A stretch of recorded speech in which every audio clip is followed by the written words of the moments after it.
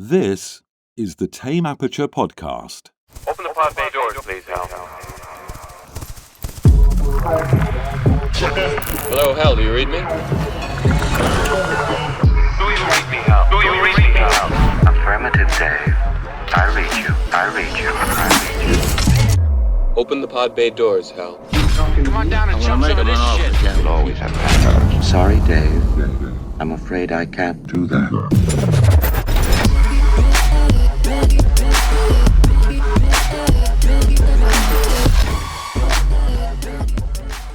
Welcome to the Tame Aperture Podcast, where we talk all things movies from first-time directors, indie films, art house, and much, much more. Today on the podcast, we talk an American horror classic from 1960 from legendary filmmaker Alfred Hitchcock, a movie that has spawned multiple sequels and spin-offs, but nothing that quite measures up to its predecessor. We're talking Psycho, starring Anthony Perkins, Janet Leigh, and Vera Miles. After embezzling $40,000 from her employer's client, Marion Crane leaves the desert city of Phoenix for the outskirts of Bakersfield near the fictional town of Fairville to meet her lover and live a life happily ever after. But after making the deadly mistake of stopping at the isolated and strange Bates Motel, she meets her fate and Norman's mother. I'm Gabe Vienendahl, filmmaker, film instructor, and movie enthusiast, and I'm joined by my podcasting partner and editor, horror movie fanatic, Alan Martindale. Alan, I got to use horror movie this time again. Yeah, dude. Not just movie fanatic. It's true though. This is the first slasher film, and the fact that it comes from the master. Like the guy, he's the filmmaker as far as I'm concerned. With Hitchcock, it's weird. I've always kind of had a fascination with Hitchcock. Like when I was a kid, before I really before I realized how much I would eventually love horror, I was kind of intrigued and a little frightened of watching anything by Hitchcock because I always thought he was a horror director, and he really wasn't. He was a suspense guy, and that's it. Yeah. But I think this film kind of threw him into that world and kind of made him a little bit more mysterious. Yeah, it's definitely a change up. You know, last time we were talking about the Coen brothers, and I was alluding to the fact of how crafty they were in their filmmaking process. And I think you can definitely put Hitchcock into that category as well in terms of craftiness.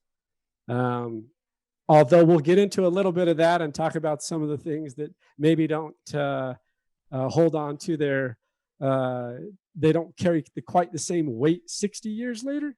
But nonetheless, this was your pick for Psycho, as I would make sense because you, like we said, you're a horror movie fanatic, and we might not even. I want to know: do you categorize this as a horror film? I do. Because the few sequences that are horror are so startling, and they kind of defined a genre. They are the spark that lit the fuse to what would become, obviously, like Texas Chainsaw Massacre and Halloween. There are a lot of ties to Halloween. And everything that would become horror. So I'm not sure it's a horror movie. I don't know what it is, to be honest with you, but I would categorize it as that. I would put it in there, but I can understand how some people might not.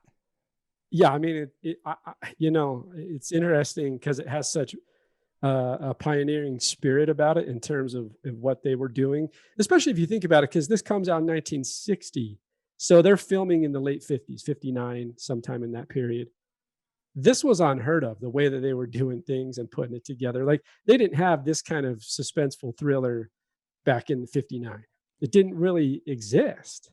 No, I can't think of anything. No, I mean, this is really, and there's a great documentary that I've seen before, and I was kind of watching it again in preparation for this podcast. It's called 78/52. It's about the shower scene, but it's also about kind of putting Psycho together. And also, obviously, the movie Hitchcock with Anthony Hopkins starring as Hitch. That's really good because that's just about Psycho. And it's those are really good films. Again, Hitchcock, I'm not sure, it's a biopic, so you never know how much of a biopic is factual and how much is not. But this documentary is really good. I highly recommend everyone go check that out. It's on Hulu, I know that. But it's everything about this movie. He put up his own money for this. It's really weird. He risked a lot to get this movie made. And for such a movie that I think if this was made by any other director, I think people would look at it as being trash, at least at that time. Like tawdry and very kind of trashy and not real, certainly not an A movie, I think. Yeah, it was rated R. Mm-hmm. I mean, it had everything. Like it had sex. It had really risque shots in the shower, obviously. It had crazy violence. It had a million twists. This did things that no other movie had done before. They had never shown a toilet flushing on camera before. Yeah. And this is the first movie. It's too disgusting. Yeah, exactly. And this is the first movie that showed a camera flushing on camera, or a toilet flushing on camera. And now I think of that and I go, well, we don't need to see a toilet flushing. Right. Unless it's the toilet in I Saw the Devil with the poop pill. I wish that would have been flushed first. They could have flushed that first before showing the shot. Exactly. Yeah, exactly. We digress from flushing toilets. But yeah, it definitely has that pioneering spirit to it.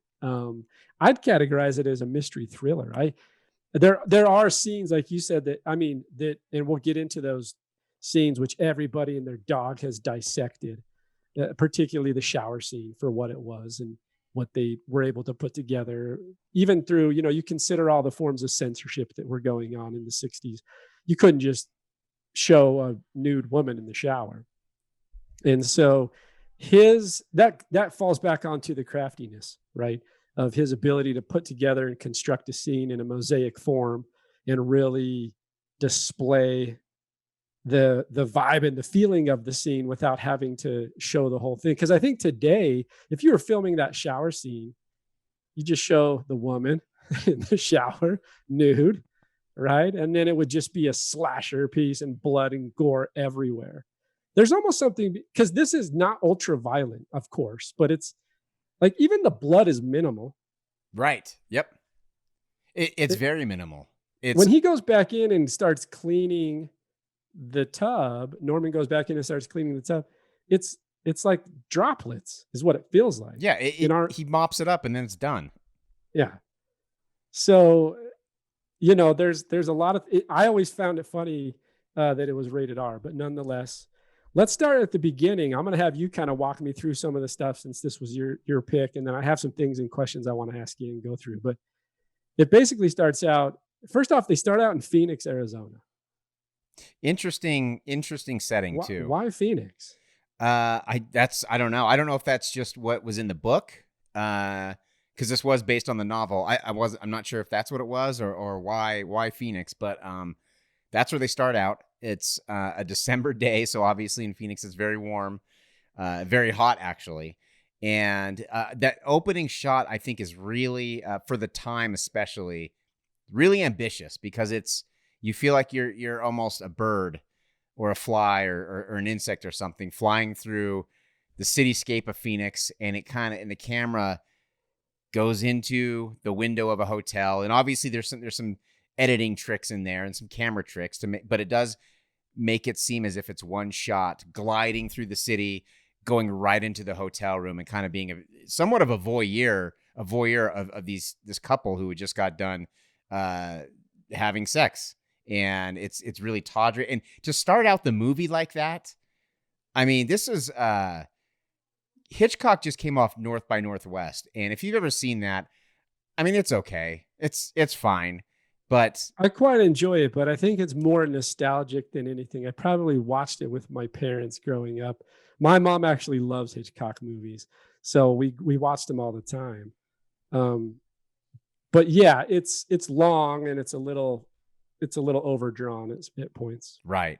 But the censors were even trying to shut him down, showing the sex scenes. Like they wouldn't obviously let him show that, so he had to use some visual metaphors, a train going through a tunnel and whatnot. I mean, it's very famous if you go back and watch that movie. So there's a lot of subtext there, but for this one, he just goes right into it, man. Just bam. And actually, let me back up a little bit, because even the opening credits for this movie make me so happy, because it's that Saul Bass design, and it's on top of the Psycho theme, not the strings, but it's the do do do do do do do do. Like, it's really intense. It hits you right out the gate, and immediately I'm like, oh yes, it's so famous now, and I wish that I could go back and watch this film before it became so famous. I wish I could watch it with fresh eyes, because even before, and I'm sure you're the same way, even before you ever saw this movie, you know the twist, you know the shower scene, you know all the famous things. I wish I could go back and not know a thing about it and see how it affected me then. Yeah, that was one of my questions that we'll get to. I wanted to ask you. It kind of alludes to that, because I wonder what you would feel and what the impressions would be if you hadn't had any kind of jaded approach to the film. Because like you said, we've heard everything. But that Saul Bass intro, also, I love the title of that, which is Pictorial Consultant. Yeah. Well, he visually designed the entire shower scene. Like he was beautiful. He drew up the storyboards for it, and he was the designer of that entire scene. But have we ever, I can't recall ever seeing, maybe it's just not knowing enough about the older films, Pictorial Consultant. I've never heard of it. Never heard of it. As a title. One thing too, right before the opener, I got to say, can Universal stop doubling down on their banners that come up? Why do we need to know 2 times that you... Did you notice that? I did notice that. I thought the stream was glitching, and I thought that maybe the copy I was watching was bad. The only reason I knew the difference was because the first one was the newer version of the Universal logo, and the second one was like a 70s or 80s version. And you're like, okay, let's just go as far back as the 1930s. Right. Just keep showing them all. Might as well. Why? Got to get that branding. And then I think they're just trying to compensate, because it shows 2 banners, and then right after that it says a Paramount Picture release. Exactly. Yeah, exactly. I mean, Universal owns the rights to Psycho, but it was Hitchcock's last picture with Paramount. It goes into the Bernard Herrmann musical score. What's your thoughts on this musical score to accompany the graphic design at the beginning? It's perfect. It's perfect for the design. It fits it so well, and it's so iconic. But I think, especially, like, let's say you are just a regular Joe Blow going to the movies. You like the suspense, like maybe you liked Rear Window, maybe you liked North by Northwest, and some of these other movies. It's intense for what Hitchcock has done in the past. It's intense, and it hits you hard, and it hits you right out of the gate. And so I think, to me, I haven't seen all of Hitchcock's films, but from what I've seen, it seems a little out of character from what came before it. So I think already you're unnerved. To me, it's a horror anthem as far as I'm concerned. It gets me excited. He kind of has always had those symphonic musical scores in almost all of his films. This one I wrote in my notes was the opening music is annoyingly beautiful. That's a very good way to put it. It just felt, I kind of wanted it to be over. Really? Yeah. Oh, that's crazy. But at the same time, there's kind of a mystique and majesty to it. I think so musically it's great, right? But I was like, okay, I'm done with the high skrills and it's very in your face. It's very pay attention, be uncomfortable. But like you said, we start out in Arizona. It is a great shot. It's that aerial shot combined with I like what you alluded to, which is so true, I think, with pieces throughout the movie, which is senses of voyeurism, right? Just throughout. And then Hitchcock to me is a master. And some of this in Psycho, he's a little, like you said, he's a little bit more in your face and on the nose, but he's always been a master of subtlety and subtext. Yeah. And so, like, I think as a subtext craftsman, I love what he does, because As you get into that scene in the hotel, you have that voyeuristic approach, somewhere you're not supposed to be, but you're listening in. Yes. And I even think, and man, I don't know if this is just a sign of the times or if this movie's just very on the nose, but they don't leave any doubt on the exposition. I mean, it's very over the top. Let me tell you what's been happening in this story so far. Yeah. Like and I don't know, maybe that is just how it was back then, but it's just, there's no subtlety whatsoever. No, they don't hold back. No, not at all. Basically it's this relationship between the man and woman who've been seeing each other for some time, Sam and Marion. And I do want to say Sam Loomis, John Carpenter took that name and very famously named Michael Myers' psychiatrist Sam Loomis after this character. Oh yeah, I did not see that tie-in. That's cool. Yeah, I like that. Yeah, so I have a hard time hearing that name and not thinking of Dr. Sam Loomis from Halloween. That's great. Now that you say that, I go, of course. Yeah, yeah. But I wasn't I mean, to be honest, I wasn't looking at his real name, his character name in that. That's great. I love that. Yeah, very cool. Little tie-ins like that, little things like that. Played by, and of course, Sam Loomis played by the late great Donald Pleasance in Halloween. Sam Loomis in Halloween. He's fantastic. He's the best part of those movies. He's great. Yeah. He's fantastic. But John Gavin plays Sam Loomis here. He basically has a relationship with Marion, and he's basically waiting for divorce from his current wife. Is that what it was? Because I have a hard time, because I understand. Or no, they're already divorced. But so here's what I don't quite get. Obviously, the relationship has been secret. So obviously, maybe they've been seeing each other before he was divorced. But I don't understand why it's still a secret. Why they still have to meet in sleazy motels when he comes into town, because he mentions his wife is God knows where, and he's paying her alimony. So I assume they're divorced. I don't understand what's so secret about it. Yeah, I don't. My thought is, because I recall them already being divorced based on the dialogue that transpires. Right. So they're already divorced, and he's sending her alimony. So I don't know. Yeah, I'm with you. What are we doing? Why the fuck are we being in secret in the hotel? Right. Right. This is the new name of this podcast for this episode is Breaking Hitchcock. Right. Well, there's a lot we can break. That's for sure. But I mean, breaking is like you fucked up in a plot point right here. Oh, for sure. I'm just kidding.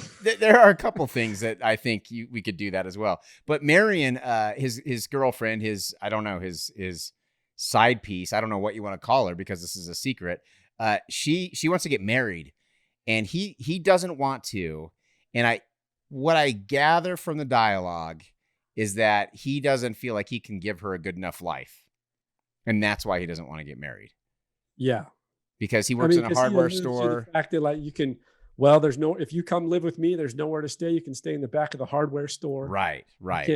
So he's probably a little bit. He feels a little, what's the word I'm looking for? Maybe inadequate. Unable to provide. Yeah. Inadequate. And that's an important plot point, saying that she would like to. This is why when the money comes up later, she takes the opportunity to take it and run. Yeah. And he also mentions too, concerning the money. I mean, he obviously has alimony. He owns that little hardware store, but he's got a lot of debt. And he mentions that to her directly. So like you said, in just a minute here, in the next few scenes, we're going to see how that plot point comes into play. And going into this movie, I was a little worried because it's been a couple years since I've seen it. And I was worried that it was going to fall into that trope where you go back and when you see these old movies and they don't really hold up because they're kind of boring. And it wasn't until later that I was kind of getting a little slow for me. This first part though, I was actually on board and I enjoyed it way more than I thought. Yeah, I was on board too, but the first 30, I mean, we don't meet Norman Bates until after almost 30 minutes of the film. It's even longer than that. I think I want to say it's I 40 timed minutes. It's 30. Is it 30 minutes? Okay. And so if you're hanging on, that's good. Cause I think we'll get into this. I think his character is very intriguing, of course. And his performance is really interesting. We'll break that down. Yeah, But Anthony yeah, Perkins. that first 30 minutes for me, like it was just it was good. I mean, I was in. I think the funniest part to me, though, I gotta say, was when Marion and Sam separate. She goes back to work. She works for some kind of banker or investor, financier guy, and she goes back to work with Caroline. Caroline is her colleague, and she's Marion's like, "Hey, I have just a headache." My favorite part was when Caroline offers her tranquilizers. Caroline, her character, I think, is hilarious. I think she's like the perfect comic relief throughout the whole. Alan, the line and I wrote it down. She says to Marion, because Marion's like, "Man, I got a headache," and she says, "Here, try these." Teddy was furious when he found out I'd taken tranquilizers. It was on the wedding night too. That was the thing. Like, I was like, "Yeah, that's right." Because her That's mom's doctor gave it to her when they got married. Yeah, exactly. What are we doing in 1960 taking tranquilizers? Her character was funny, and then I also thought it was funny right after that, I don't remember his name, but her boss comes in with a potential client who's got money. And this dude, right? I love this guy. And he's come in. He's kind of like almost. I know they're in Phoenix, but he feels like a Texan oil tycoon. Yeah. Do you know what I mean? That's the kind of approach. And he starts hitting on Marion and telling her how much cash he has, and he doesn't carry. If he can only carry as much cash as he's willing to lose, or something like that. And he's got 40 grand in his envelope, and this guy's great. Oh, and the way he flirts with her is hilarious too. I wish I could remember the line. I should have written it down. But when he says something to the effect of, "Well, you can't buy happiness, but you can buy it. You can buy unhappiness away." And then he looks at her and he's like, "Are you unhappy?" Like totally propositioning her, totally scummy. And it's just hilarious. And then he tells her, "I'm buying my daughter a house for a wedding present. I'm buying her a house." And so not only is he like making a subtle proposition, but he's also saying, "I'm really, really rich." Right. Exactly. So here's the thing. If Marion was a skis, this whole story could end right here. Absolutely. You know what? That's a very good point. Because she could just go, if she could play this guy, get 40 grand, drop him like a fly, and go back to live with Sam. Would have been much easier. End of story. Hitchcock, breaking Hitchcock, ladies and gentlemen. There you go, man. She doesn't get killed. Norman Bates never gets caught. He's still on the loose to this day. He's still up there just playing with mom. Exactly. But I love the, and it's stuff like this. It's scenes like this in the first act that kept me going, because they're surprisingly funny. I haven't watched a lot of movies from this era, but the ones I've seen, I don't see humor like this. Like it feels like it's way ahead of its time. It's also done a lot. I don't know how to say this. I don't mean clean as in the content. I just mean once again, the craftsmanship of it. Sometimes you watch those 50s and 60s films and there's an over the top melodramatic, and there's plenty of that. There's plenty of that in this movie too. There is that in here, but I think in these interactions, they actually feel pretty normal. They don't feel over the top. They just feel kind of authentic. Yes. It actually feels good. It keeps you entertained. It's good. And of course, Hitchcock has got his famous cameos that he is famous for having. And in this movie, he wanted to get it out of the way quickly because he wanted people to focus on the story and everything that's happening. And he didn't want people wasting time looking for him. So he does. And I can't remember if it's before she comes into the office or when she leaves the office, but it's right as she's coming into the office for the first time. He's outside the window. Right. As a pedestrian on the street. And everybody look for your Hitchcock cameo. Exactly. Psycho. Well, I think it's important that we kind of discuss a little bit, and everyone's familiar with Hitchcock. I mean, he's a larger than life we're figure. beating a dead horse here. I know, absolutely. And I'm gonna geek out because there's something fascinating. I'm not like a a huge Hitchcock buff, but there's something fascinating about him. And I think we should discuss a little bit that he was a pop culture figure. Like Absolutely. His TV show made him larger than life at this time. And that's why people are looking for him for the cameos. And that's why like the trailer he did for this is him discussing the film and doing it in such a with his British dry wit and doing it in such a dark, creepy way that it's very enticing. I don't know if anyone's seen the trailer for it, but it's very enticing. Like when he's discussing the bathroom, the way he says, "And the bathroom, horrible things happened in here." Like just the way he says it is just so, it's like, I got to find out what happened in the bathroom. Like it's really engaging. Yeah, he's a real auteur, but he also is a director who is the face of the film. And he's like you mentioned, he is that icon. And the TV series was great too. I loved the TV series. Matter of fact, it used to be streaming on either Hulu or Netflix. I didn't know that. It might still be. I don't know for sure. And I would watch it because it was just entertaining. It's fun. It's really But here's fun. the thing. On some of those episodes, I remember watching his opening monologue was more entertaining than the actual series. It's the best part. Or this episode. It's the best part. I mean, it really is. It's him with his little props and him just being it's like the Crypt Keeper if he was British and just very reserved, like it's very, it made him just, he was just infinitely entertaining in the way he handled everything. In fact, this movie, he was actually contemplating cutting it down to an hour and just making it an episode of the TV show. Because he was convinced it was not going, and other people as well were convinced it was just, it was too bad. Like there's no way there's going to be an audience for this. I mean, I'm glad he did it. I'm sure that he's glad he didn't either because he invested so much money of his own money.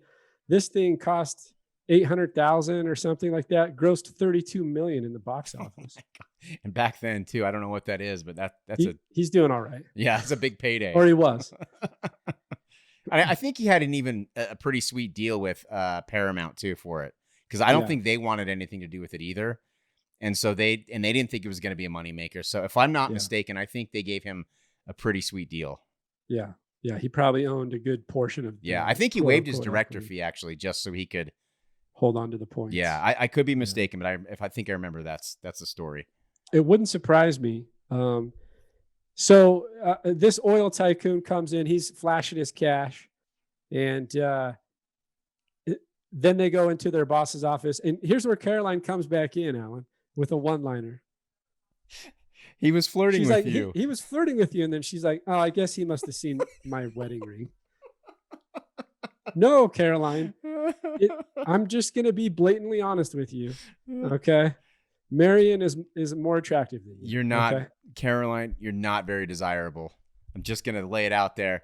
Especially when you're going up against Marion. Marion's good looking. Yeah. And also, we will say, Janet Leigh, the mother of Jamie Lee Curtis, who obviously was in Halloween. We're just going to keep coming back to Halloween. Well, there's one more, and I'm just going to get it out of the way. We'll get to it later. Okay. We'll get it out of the way. Go for it. Okay, I'll get it out of the way. Janet Leigh was also in Halloween H2O with her daughter, Jamie Lee Curtis. She played a minor part. She's also driving the car, the psycho car, and they play the little psycho stinger as she's walking into it. It's just a little nod to it, but I thought it's just another connection. I love it. Yeah. I also love that Janet Leigh was willing to do that. Yeah, it's pretty cool. Like, I love when actors are fun and kind of not poking fun of themselves, but nodding to themselves, wink, wink. I like that. It's fun. Right. They don't take because a lot of times you sometimes feel like a celebrity is going to be pompous, right? They're exactly. going to be bigger than life. And if you put it in context, I mean, this film is culturally huge. So it can be easy for people to get a big head in a sense. So I like the little wink, wink and nods. Yeah, it's cool. My favorite contemporary that does that is Ryan Reynolds. I think he's hilarious. He's the best at that. Another one, and it's a little bit different, but Danny DeVito, because his role in it's all. I mean, he's Danny DeVito. He's got all these accolades. He's been acting forever, very well respected, and he's in producer, director, and he's in It's Always Sunny in Philadelphia. And in one scene, he is buck naked, oiled up, crawling out of a couch, and it's hilarious. I know that scene. It's so good. Like just that he'll do that. It's so funny and a little disturbing. I mean, it's very disturbing. That's what makes it so great. Once again, I love Danny DeVito, but he's more like a Carolyn than anything. No doubt. That was mean. I'm gonna get people just hating on me for that statement. You know what? But Carolyn, she's got too big of a head. You know, she needs to be taken down to size a little bit, I think. I mean, she did think that the Texas oil tycoon was hitting on should have been hitting on her, but she had a wedding. Exactly. So what ends up happening is it's Mr. Lowry. That's Marion's boss, and she's been working for him for 10 years, right? And he's got 40 grand cash. The oil tycoon, that it's Friday afternoon. And by the way, can we say, what are we doing at the beginning of this? Why are we indicating the date and time? Yeah, what does it matter? Exactly. Why does it matter? That in my, who cares? We never referred back to it.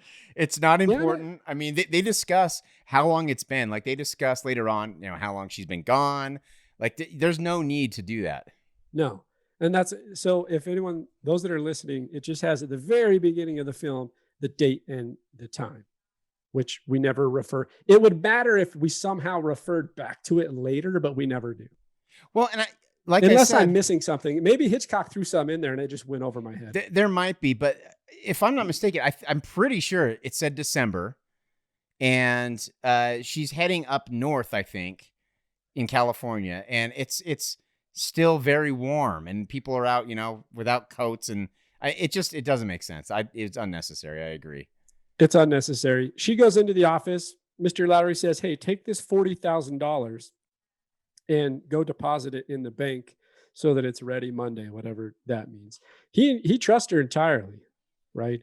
Says, take this money because him and the oil tycoon are going to go get a little drinking done. That's what the oil tycoon, another one-liner from the oil tycoon that's really funny. He's like, we got to get ourselves some drinking done. Well, and the way he outs his boss for stashing a bottle in the desk is pretty funny too.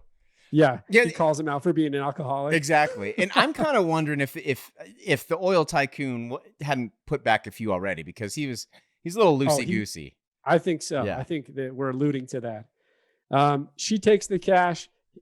She asks her boss, hey, I'm going to deposit this in the bank and then I'm going to head home because I've got this splitting headache. And he says, sure, that's fine. And then I love, there's a little punch back at Carolyn on the way out when Marion leaves. And she's like, Marion says to Carolyn, you can't buy off unhappiness with pills. Because Carolyn once again tries to get her to take the tranquilizer. Is she a dealer? Is she trying to, find clients, or what's going on there, man? Slanging on the side. Yeah, Carolyn's slanging. God.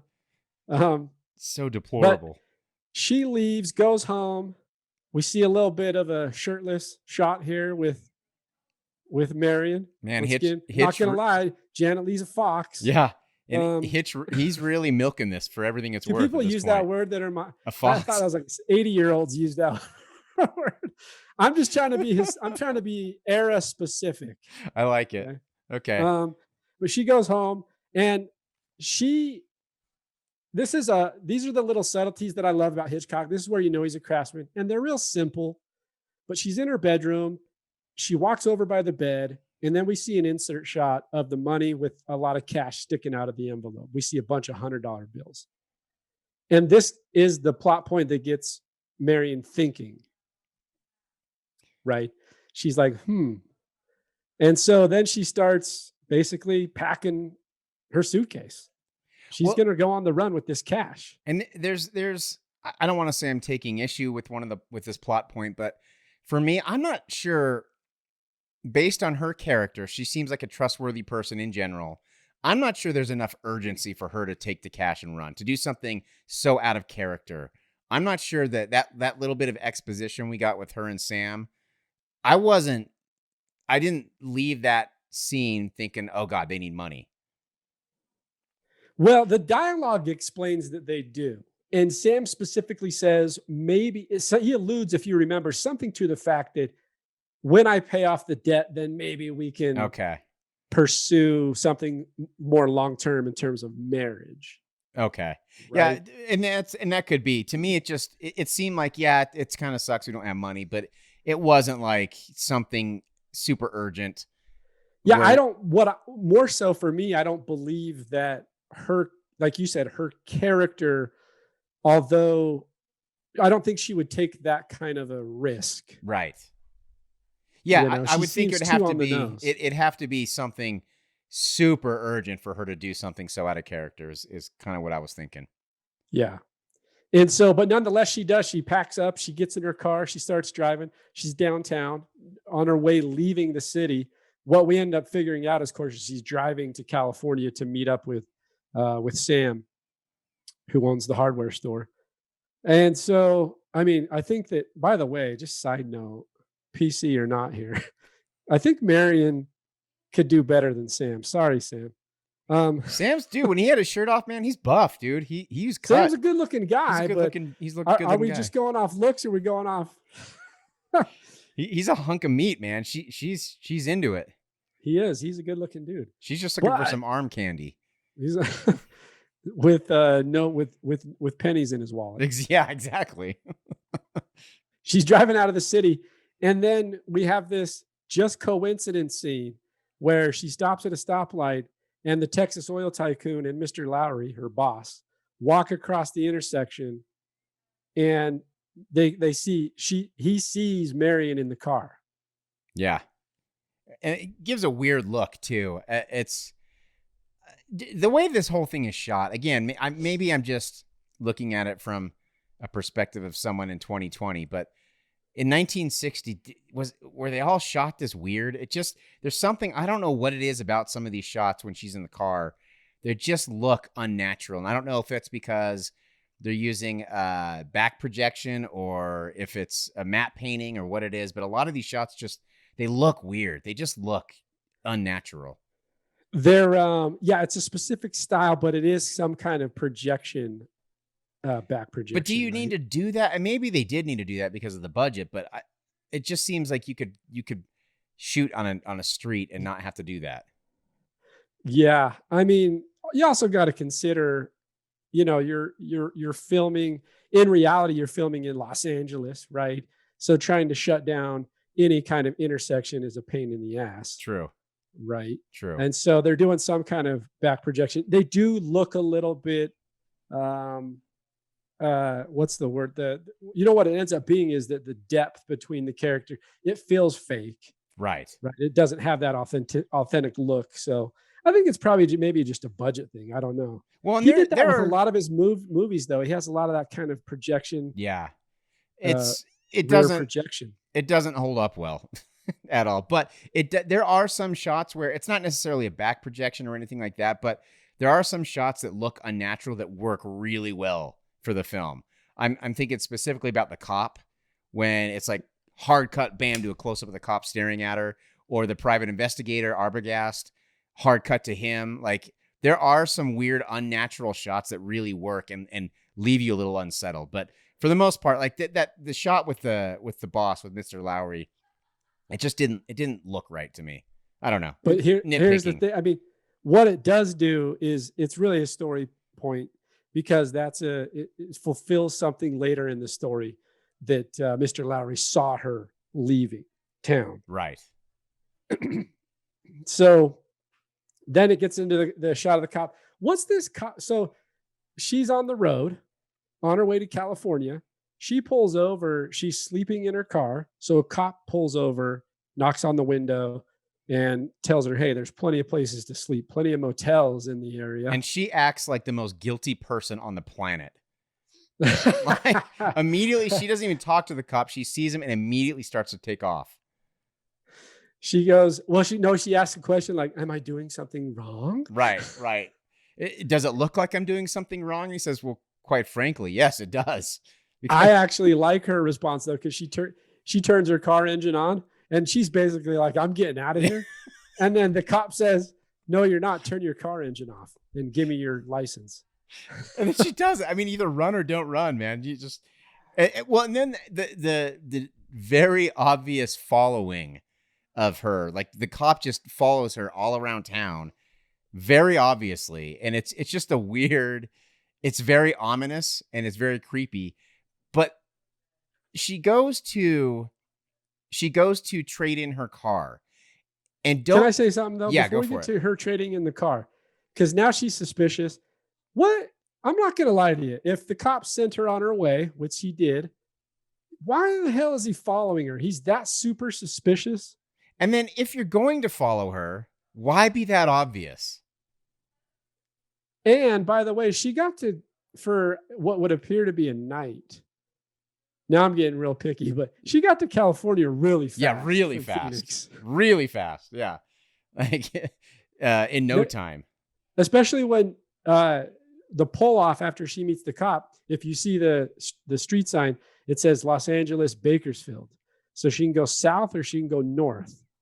And so in one day's time, she cruised from Phoenix to Bakersfield. And how far away is Bakersfield from San Francisco? It's still a good, I'm guessing here, but probably around 2-3 hours. Okay. So it's close enough. Okay. That's all right. That cleared up a question. But I mean, when it's in that ballpark. If you were on the run and you committed a crime and a cop was following you, and obviously you want to ditch your car. I get that. I get that idea. Are you going to go do it while he's following you right on your tail? Like she pulls it into the car lot. He literally gets out of the car and is leaning on his car watching her. And she still goes in and trades in her car. Like, wouldn't you want to do that secretly? But yes, you would. But why? I don't get the trading in the car though. I mean, I understand because she wants to ditch it because if they find the car, then they'll find her. So I get like if they find the car, she wants to be far away from the car. Like I understand it.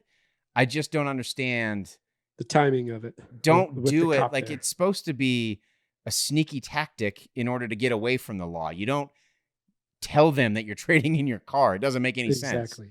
Yeah. She does trade the car. She pays $700 cash plus the turn in.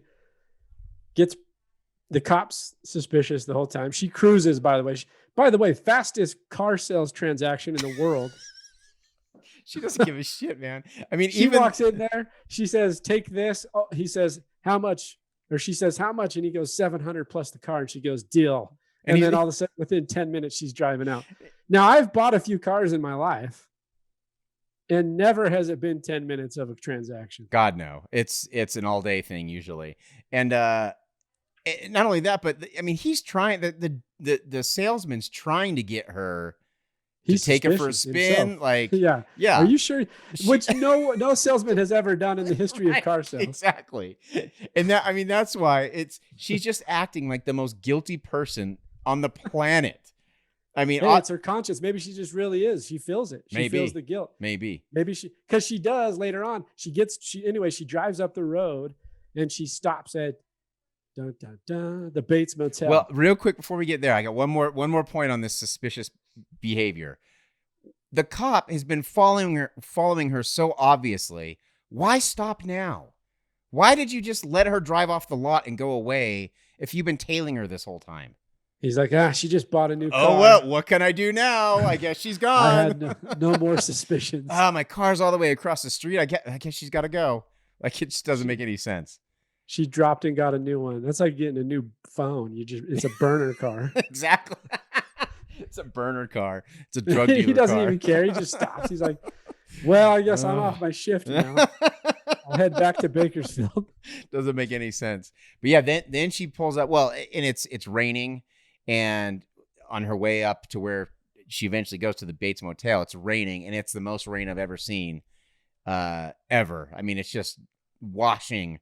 I mean, it's like someone just keeps dumping an infinite bucket of water on top of her windshield. And I love the shot though. It's the great. handheld kind of interior It's car great. shot. And that's the other thing. A lot of these technical shots, mostly what you're seeing is a lot of clean camera movement, slow pace, very methodical. But that shot in particular, when you see it's not shaky, but it's more handheld and it's kind of got that little bit of movement to it that makes it feel very POV. I like that shot. Yeah, and I also like it's a little bit of foreshadowing of what's going to happen because she's being showered with water, and later on, as she's in the shower, we know what happens. But she does pull up to the Bates Motel. Obviously, it's so iconic seeing that sign. But man, like this still holds up. Seeing the house behind the hotel that still is creepy to this day. Like it holds up very well. There's a reason that house is still on the Universal lot. They tore it down. Did they tear it down? They tore it down. I'm so disappointed. I think it was like a year or two ago. Because, so as you know, I lived in California. We had season passes to Universal Studios because my kids love Universal Studios, but they loved the tram tour. They thought it was fantastic. I don't think they do that anymore, do they? Do No, they still do it? Well, this was what, 2 years ago? So in that time span, that house was still there. And as a matter of fact, maybe it is then. Actor on the porch run after you on the tram. Oh, do they? It's Norman Bates. Do they still have Jaws on the tour and King Kong still, and all that stuff? As of the last time I went, which is probably now almost 2 years. Okay.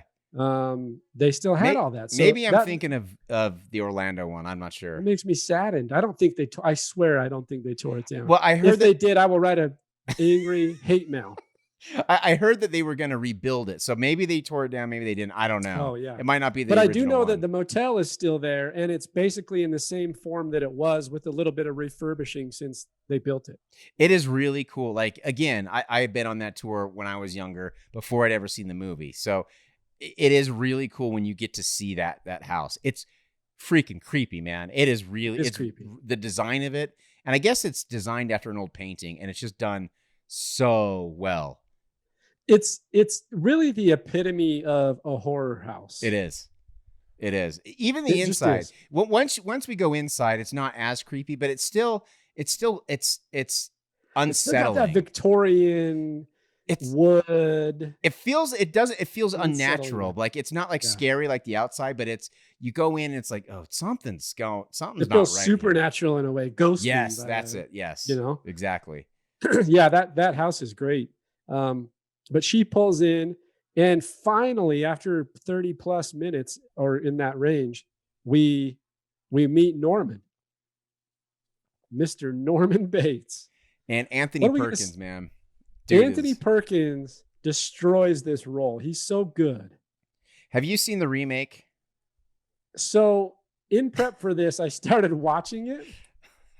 I haven't made it through yet. I don't know. Are you talking? Hold on, let me pull back. Are you talking about the Vince Vaughn remake? Yeah, I think Gus Van Sant. Yeah, Gus Van Sant. Yeah. Okay, I thought you were talking about. For a minute, I was confusing him for Psycho 2. Oh no! See, I think I've seen. I know I've seen 4. So I think I've seen Psycho and Psycho 4. Go figure. But I haven't seen 2. The Gus Van Sant remake is close to shot by shot as you can get. Yeah, and I don't. I mean, we could talk about this later on once we're through this movie, but I like Vince Vaughn. I'll just throw that out there, and then we'll mix it up later. I like Vince Vaughn. Vince Vaughn's he's okay. not as good as Anthony Perkins. In that role, he is definitely no Anthony Perkins. No, because Perkins there's so many little nuances to the way he plays this character that make it so. Like this is another thing you talked about. Oh, maybe if another director took the helm on this film, it wouldn't quite have the same cultural zeitgeist that it did. I honestly believe that if they had cast this with someone else, it wouldn't carry the same tonality that it does, because he's so good in playing that twisted killer. Agree 100%. You can tell from the beginning, if you pay attention close enough, you can tell everything that's going to happen just on the way he reacts to certain things. What gets him going, what makes him nervous. Like Anthony Perkins does such a great job. And I think just based on knowing what we know about Hitchcock, you got to give him a lot of credit for his direction, because he was militant with his actors. Yeah. I mean, rehearsals were a nightmare. He had everything planned out. There was no room for improvisation. And so I really think that Hitchcock deserves a lot of credit too, but Anthony Perkins just knocks it out of the park. He's great. And one of the things about Norman's character that makes him so strange and creepy is like his uncertainty about certain social protocols. When he first meets her and she comes in, the things that he says, like the dialogue and the way that he interacts with her, immediately go, okay, this guy's off. Right. You don't know off. what's going on, but you know we know we're in danger at this point. Yes, absolutely. And so she drives in, she gets a room. She starts telling him that she's from Los Angeles, right? Doesn't want to divulge anything. Right, fake name in the ledger. And he's instantly creepy. The subtleties again too is like certain shots. So when she signs in, and then he goes to grab the key, he looks at the keyboard, not the keyboard, the symphonic keyboard, but the actual where the keys to the hotel or the motel are. And he kind of briefly scans like 1, 2, 3. It has 1 through 7 or 8.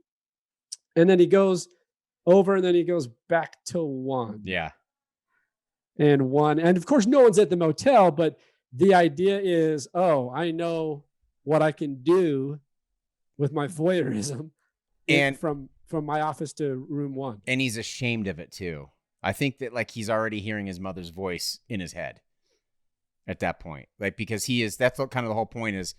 He's got this, and obviously it's not a spoiler. I'm sure everyone knows by now, but he's got this other personality in his head, which is his mother, which makes him ashamed of when he's attracted to girls.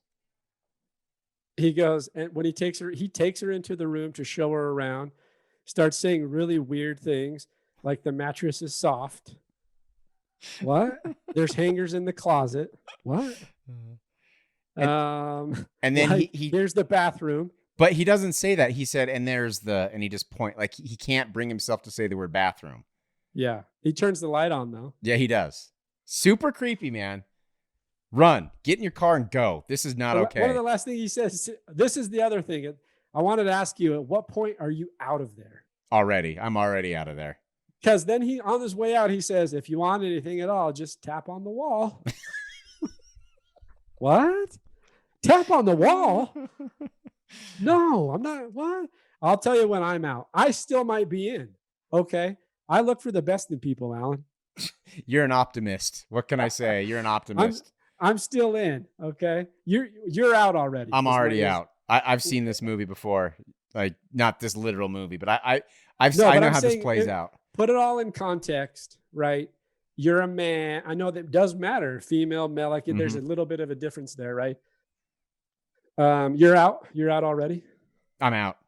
I mean, maybe not out, but I am certainly not taking his invitation to have dinner with him. Okay, that's what I was going to get to, because he says there's a diner up the road, but you're not really going to go out there. I could make you some dinner. You could join me. You're out at that point. Yeah. Maybe not out, but I'm like, no, I'm good, dude. I'm good. I'm not going to go up. I might still be in if he offered me a fucking real dinner. Sandwiches and milk. Well, here's one thing, because I don't want sandwiches and milk. If he said I got a T-bone with potato and like, goddamn my intuition, I'm going to get that T-bone. Exactly. Yeah. I've been driving from Phoenix in record time. In record time from Phoenix up here. Give me that. But sandwiches and milk, I'm going to say no, Normie. I'm done. I'm not having it. Well, certainly I'm not going to go up, because originally the invitation was to go have dinner with him up in the house. Yeah, but he says to her, "Hey, it's homey. It's a homey house." Yeah. But here's where I get a little confused. Not fancy. Because he goes up there and Marion can hear his mother yelling at him. Oh yeah, the sonic distance of the of her window being open and her being able to hear the mother and Norman arguing. There's no way she's discerning what they're saying based on the practical distance between the two places. Exactly. But also, okay, we'll forgive him for that. We'll forgive him for that. Okay, that's fine. That's that's creative liberty. That's fine. But mother's dead. Mother doesn't have a voice. Whose voice is she hearing? Is that just Norman doing a very good impression of an elderly woman? That is my suspicion. Okay, it's got to be. It's got to be. That's how I've always seen it. The times that I've watched the movie. That's dead on, man. Voice. That's pretty damn good. And he's really good. I mean, he's psycho. He's psycho. So, but I mean, he's really good at actually creating a dialogue between two people. Yeah, it's true. On the fly. Throwing his voice that far, too. All the way down the hill. Throwing his voice. Yeah, very good. I mean, like the dialogue that he has between Mother and himself, when Mother like takes the complete opposing side and she's like, do I have to tell her that she can't come up here for dinner? Do you not have the guts for it? And you're like, oh shit, that's some resentment that he has towards Mom. Christ, man. So it's actually good that it's, you know what I mean though? Cause like, that's actually, he's harboring something where he can go that deep down and make this hardcore dialogue between two of them. Well, and speaking of Mother, I mean, do you know who Norman Bates is based off of? Ed Gein. So Ed Gein was... Tell me who Ed Gein is. Ed Gein is a very... he's... And I don't want to be total nerd here, but he's mistaken as a serial killer. He's not... Hold on, let me go wake my wife. Yeah, seriously, yeah. She would know this. So Ed Gein was not a serial killer because he only killed 2 people, but he was a grave robber. And the relationship between Norman and his mother is very similar to the relationship between Ed Gein and his mother. And he dug up his mother and he had her in the house. And I mean, it's based on that same story that the Texas Chainsaw Massacre is based on.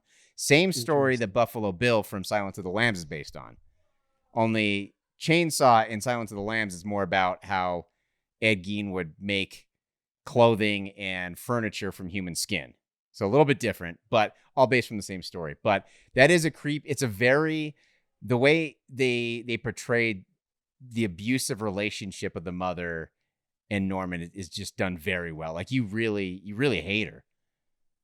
Yeah. And I'm not I'm with you. I'm not as that's great. I love that little bit of history, but also I'm not as big a serial killer fanatic as my wife, but I know from watching Mindhunter that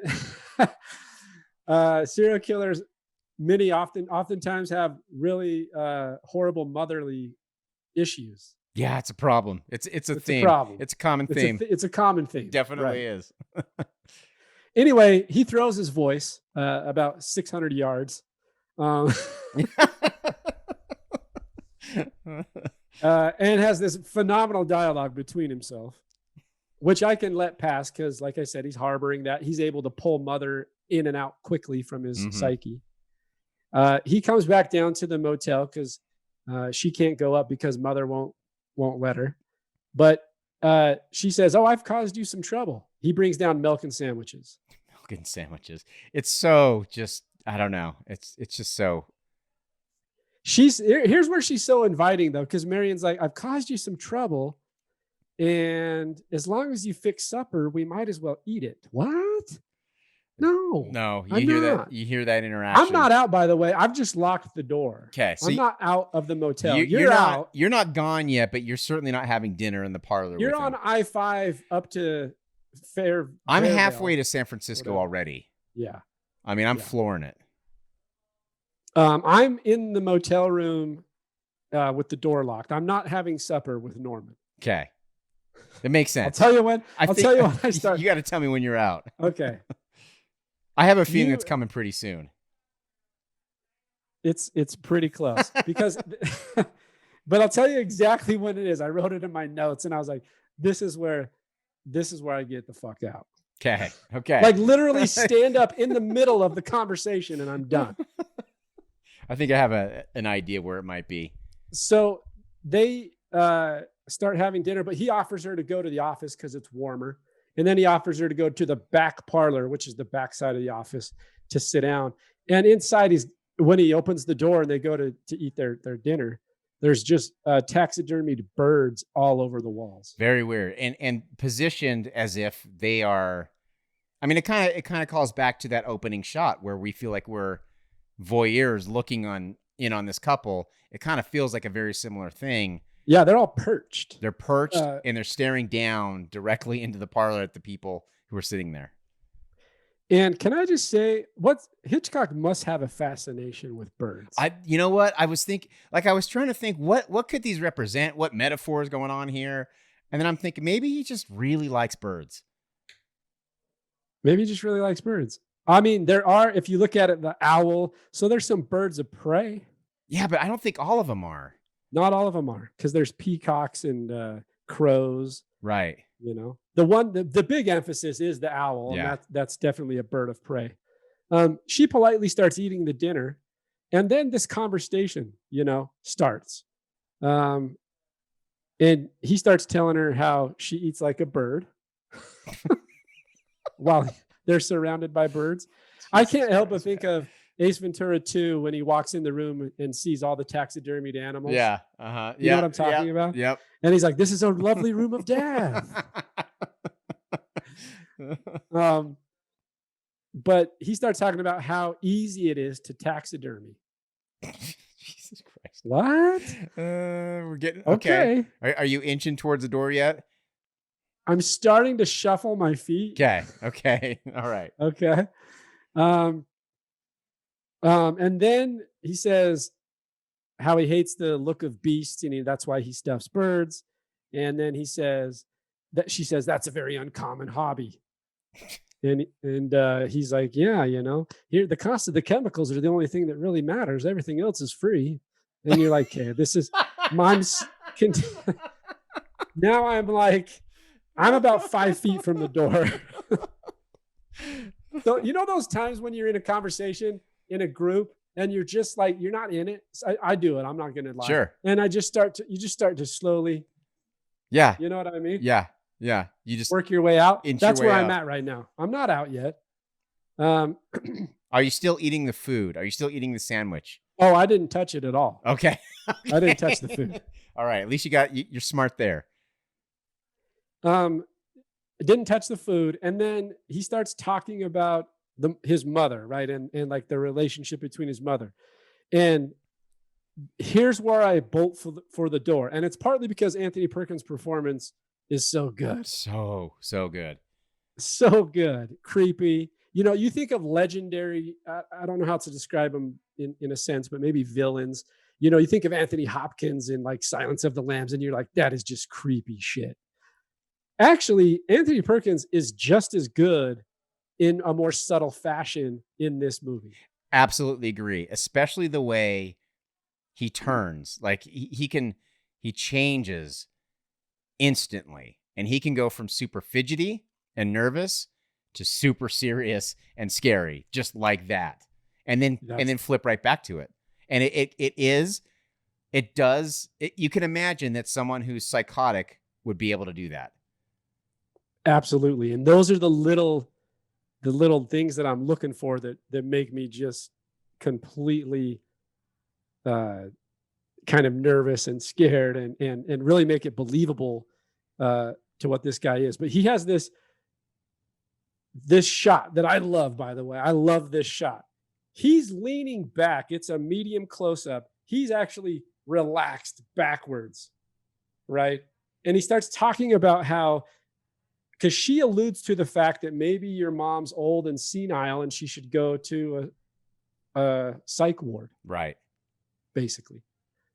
And as soon as that like starts to trigger in his head, he leans forward, right? And starts talking. And he says this line of like, people always call a madhouse someplace, don't they? Because she says, you should maybe put her someplace. And he's like, oh, really? Should I someplace? And as soon as he starts getting into this idea, and he starts talking about in detail what, the psych wards are and what I'm out. Interesting how he knows so many details about these places. That's what I'm getting at. Right. Now I'm reading the subtext in my head going, okay. Like, this dude's crazy. Yeah. He's a psycho. That's when you're gone. You've reached your limit. I was already nudging towards the door, and now I knocked the sandwiches and milk over and ran out. You threw the milk in his face and just bolted. I didn't even have time for that. But if you'll see it, he says they always call those places someplace or something, and he leans forward, and his whole charisma starts to change, and you're going, dude, this dude's creepy. And this is also, I think, if I'm not mistaken, this is when the camera, it goes to a profile shot kind of him, and the camera turns and adjusts itself, so you see the owl kind of looming over him, and it's almost like this the devil on his shoulder has taken over at that point. And maybe that's when he's like, she's dead. it's either that point or because she starts to, I think, get a little creeped out. So she kind of starts to work her way out of the room, not to leave though, just to go back to her room. I would have left.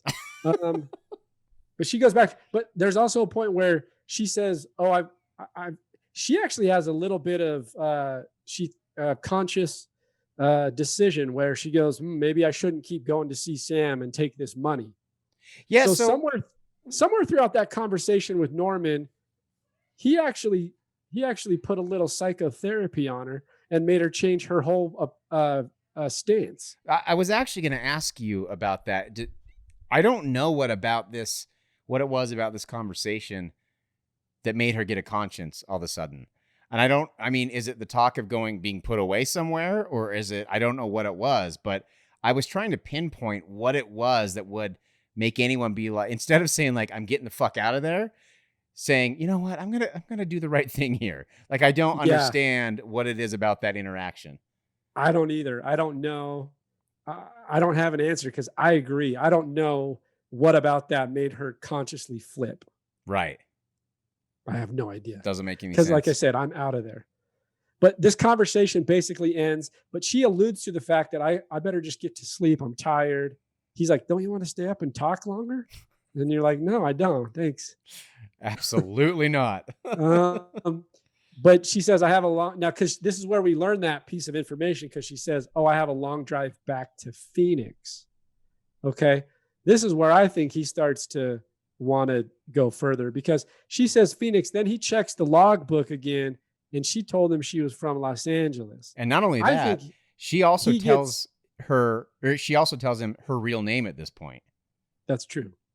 So, but when he goes back to the logbook, that information is revealed. And for me, that's at least part of the reason that he's like, okay, this bitch is dead. Yeah, I think so, because there's a lie there, right? Right. People, that lie just starts to fester, and it's going to start changing his whole demeanor. I think so. I think that's a good point. And again, it's not him thinking that. It's this whole weird. It's the mother going, this is a lying bitch. Right, exactly. And she's seduced you. She's tried to seduce you. Right. Even though that's not at all what happened. No. She goes back to her room. Then we see the crazy voyeur peephole.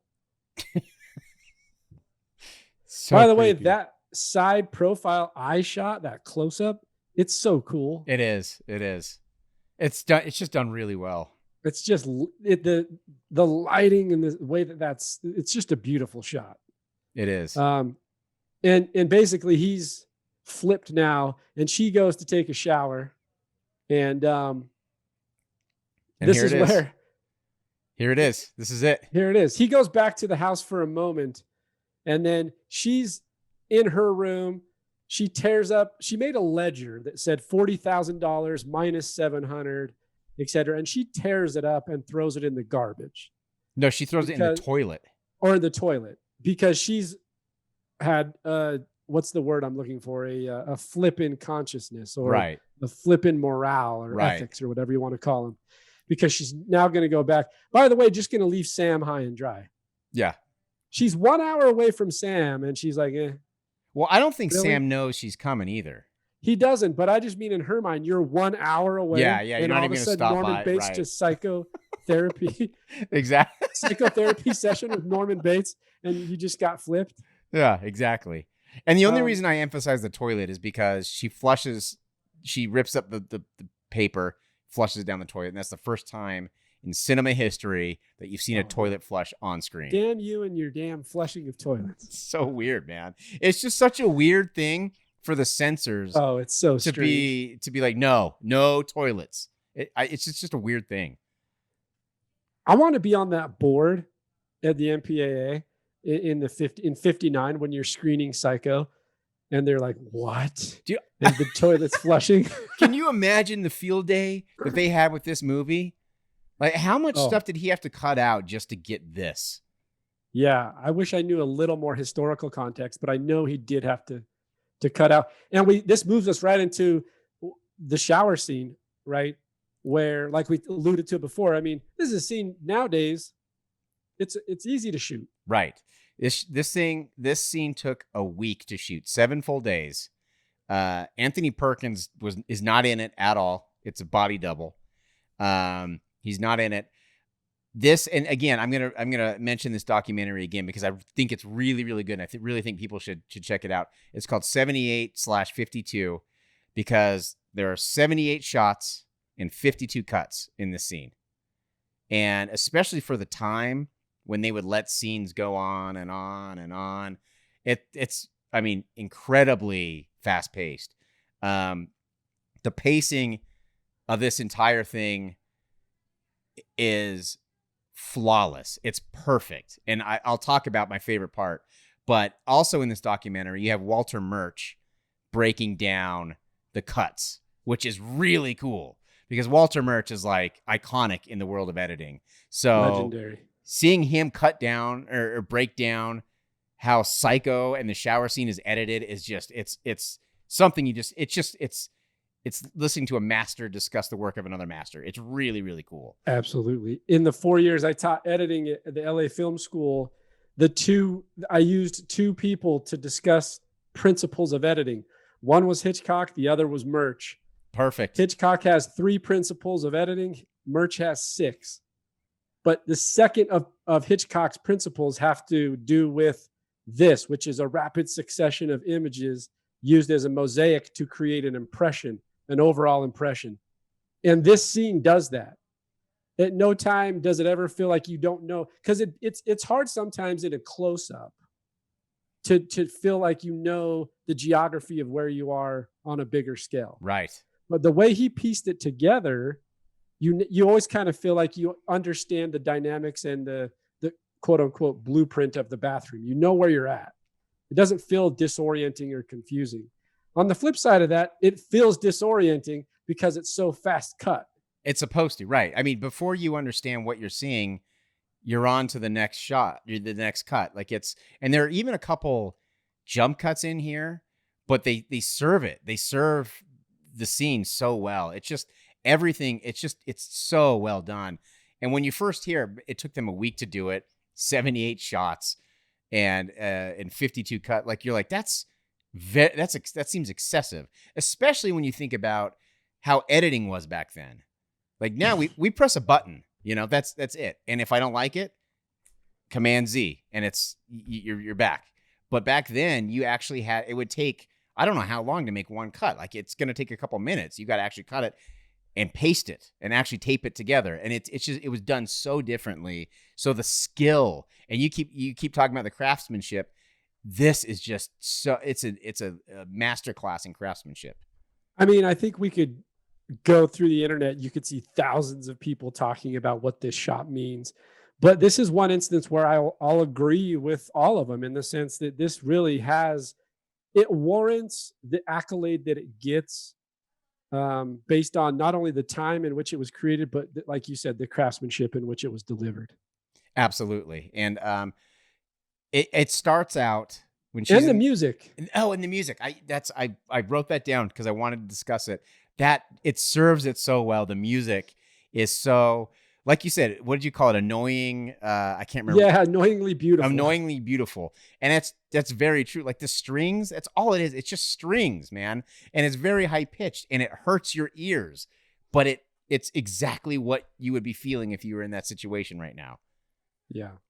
It's pretty haunting. This is definitely that other thing that we were talking about before, where it's a precursor to horror. This is a horror scene through and through in every way, shape, and form. And it's done in a way that horror was never done up to this point.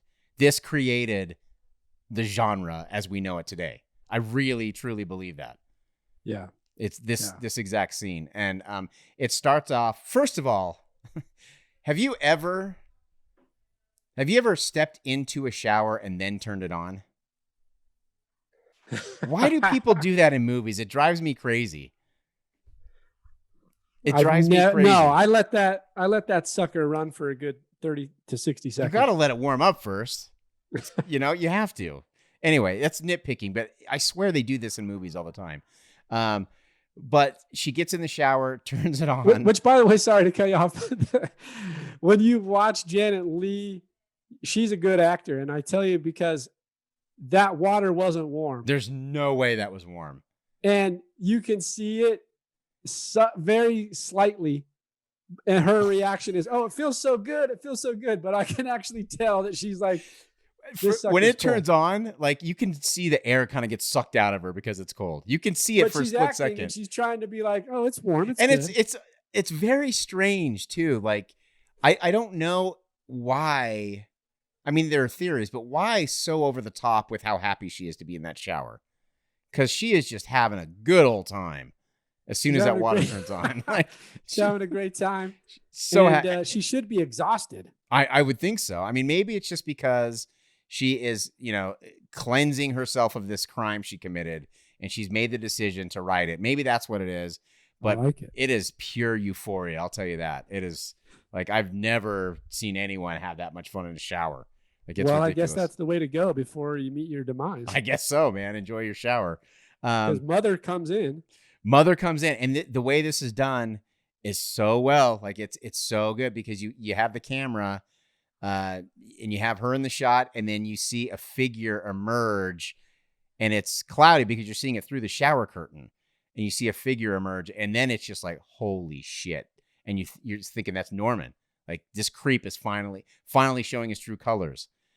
And then opens the shower curtain, and it's not Norman. You don't know who it is, but it looks like an old woman. Yeah. And so you're like, it's Mother. Like, there's so much going on, and so much your brain has to get adjusted to in such a short amount of time. And that's one of my favorite sequences in all of film is obviously from my favorite movie, The Texas Chainsaw Massacre, when Leatherface shows up. And I think that had to have inspired, this scene had to have inspired the Texas Chainsaw Massacre, because Leatherface shows up, kills a dude, and is gone like that before your brain can even understand what's happening. It's just done. It's so scary. And I think that's kind of what happens here is she comes in. From the second she comes in, I timed it. It's like 15 or 20 seconds. Like, it's super fast. All these cuts of her just getting stabbed. The sound design is just insane. And then all of a sudden she's gone. Like, and all we hear is one screeching, like one scream initially before he just starts slaying her with this knife. Yes. Yes. And the sound design, I guess it's the sound of stabbing into watermelons or stabbing into melons. And it's just such a great choice. And the sound of the shower going and her screaming and the strings, the iconic score. It's just, the whole thing is just done. It's shocking is what it is. Absolutely. And my favorite part of it's actually the end when she is now met her demise and she's just lying on the bathroom floor. That eye shot is amazing. Phenomenal shot. And I love the transition of the shot from the eyeball to the drain on the shower. It's great.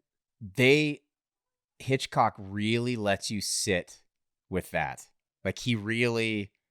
Once again, we talked about subtext and being a craft. Like, there's subtext there. You can interpret that. And a lot of people could take that one away pretty easily, because it goes from her eyeball, the circular geometric shape of the eyeball, to the circular geometric shape of the drain, and water just flowing into the drain. And blood. To nowhere. Right. Or exactly. We don't know where, but it's gone. And just the contrast of the speed of the kill and then the lingering after the fact is just, you're catching your breath while he's letting you sit with this horror that you just witnessed and the aftermath of it. It's just done.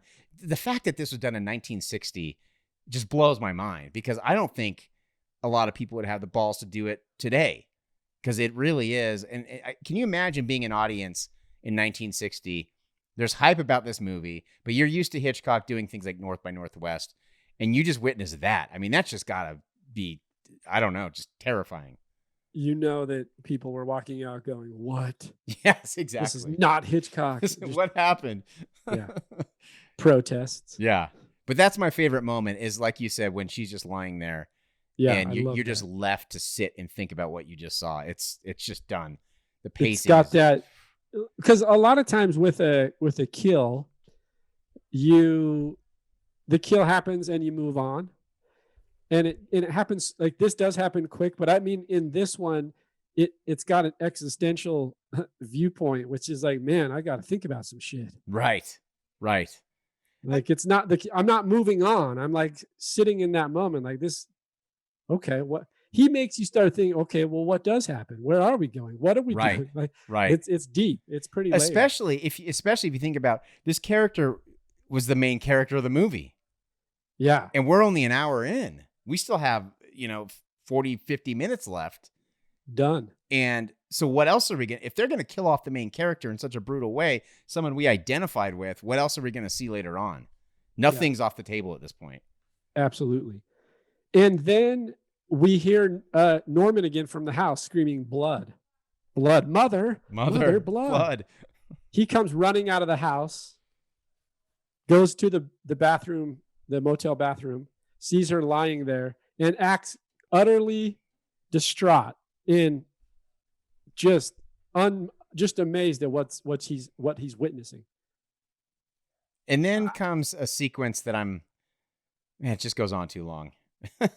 Him cleaning up and going in and out of the room and all this stuff. Like it's a little tedious.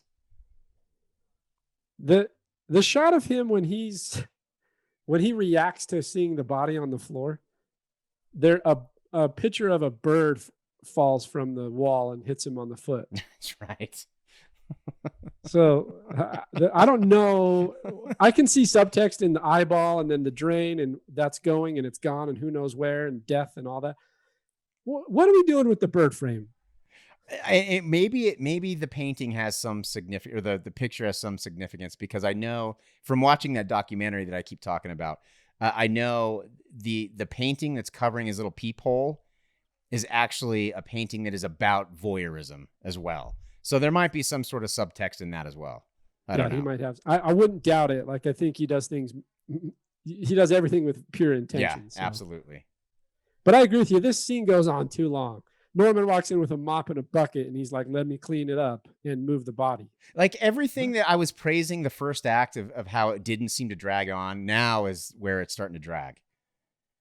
Like because we just saw something really awesome, and now we got to see the tedious cleanup.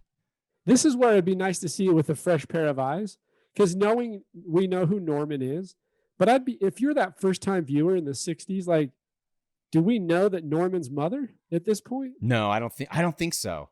I don't think so either. However, when you watch it, you go, he's just too comfortable with a dead body. Yeah, I mean, my impression is... Look, he gingerly pulls the shower curtain off to wrap it up. Right. Grabs it, walks it over, neatly folds it. Like, holy shit, he's done this before. He's definitely done it before. I mean, my impression is, and we kind of find out later that it's true, that Mother has done this before. Mother has killed some girls before. And the man that she was living with, right? Yeah, well, Norman killed both of them. Oh, that's right. But Mother, towards the end, they ask, have you had any other missing girls around here? And the sheriff's like, yeah, we have. So this has happened before, for sure. Right. So I don't know that if you're watching this the first time, I don't think you know that. I don't think so. There are so many twists in this movie, and we know them now, obviously, because this is an iconic film. But I think I was trying to watch it with a pair of eyes of someone from 1960, and I'm thinking, there's so much we don't know, and there's so many, I don't want to say red herrings, but there's so many, we get thrown so many different directions for the rest of the movie. And I'll kind of talk about that as we go on. So he takes the body, puts it in her car that she newly bought. Brand new car. It's a shame. With the 40 grand in the trunk. Yeah. With the money. Yeah. Is the money in the trunk then? Or was it still in the newspaper? He put it in there. He put it in there. Yeah. Because it's still she moves the money to the newspaper in her room. That's right. I forgot about that. So I don't know that the money's still in there. It is, because at the end of the movie, the psychiatrist, I think the cop asked, well, what happened to the money? And he said, the swamp got it. This was a crime of passion, not a profit. I just couldn't remember when he put it in there or when she did, but nonetheless, he drives the car into like a swamp, literally like half a mile from the motel. It's like the backyard of the motel. It really he is. go out of his way. The shot of him though, when it starts to sink and then it stalls, like it doesn't sink anymore, and it shows a shot of him and he's really nervous. Yeah. And then it cuts back to the car and it finally starts to get submerged more. And then it cuts back to him and he's like biting his fingernail and has a slight smile on his face. Yeah. This is where Anthony Perkins kills it again. You're like, man, the little subtleties of his movement, The little physical things, actions. man. The little things. So good. This whole time, Marion's sister is concerned. Yeah. Everybody's trying to figure out, she hasn't reported to work. She hasn't been back. The boss's money's gone, or the oil tycoon's money's gone. Everybody's like up in arms. And she goes to visit Sam in wherever he's at in California. I don't even know what town he's in. But He's in it's a fictional town. Okay. Well, she goes to visit Sam and see if he's heard from her, and this is when we meet Arbogast. And I like Arbogast. And actually, her sister's also hired Arbogast, which is a private investigator. Did she though? Because that was my understanding. He was a little antagonistic towards her. He tells Norman, Arbogast tells Norman that the family hired him, but I'm not so sure because he's antagonistic. He's almost questioning her at times. So I don't know who hired him. But then how else did he get involved? I don't know. That's the thing. I don't know. But I love how he's a PI and he keeps showing his credentials as if he's got a badge or something. Like that's what cops do. I've never known.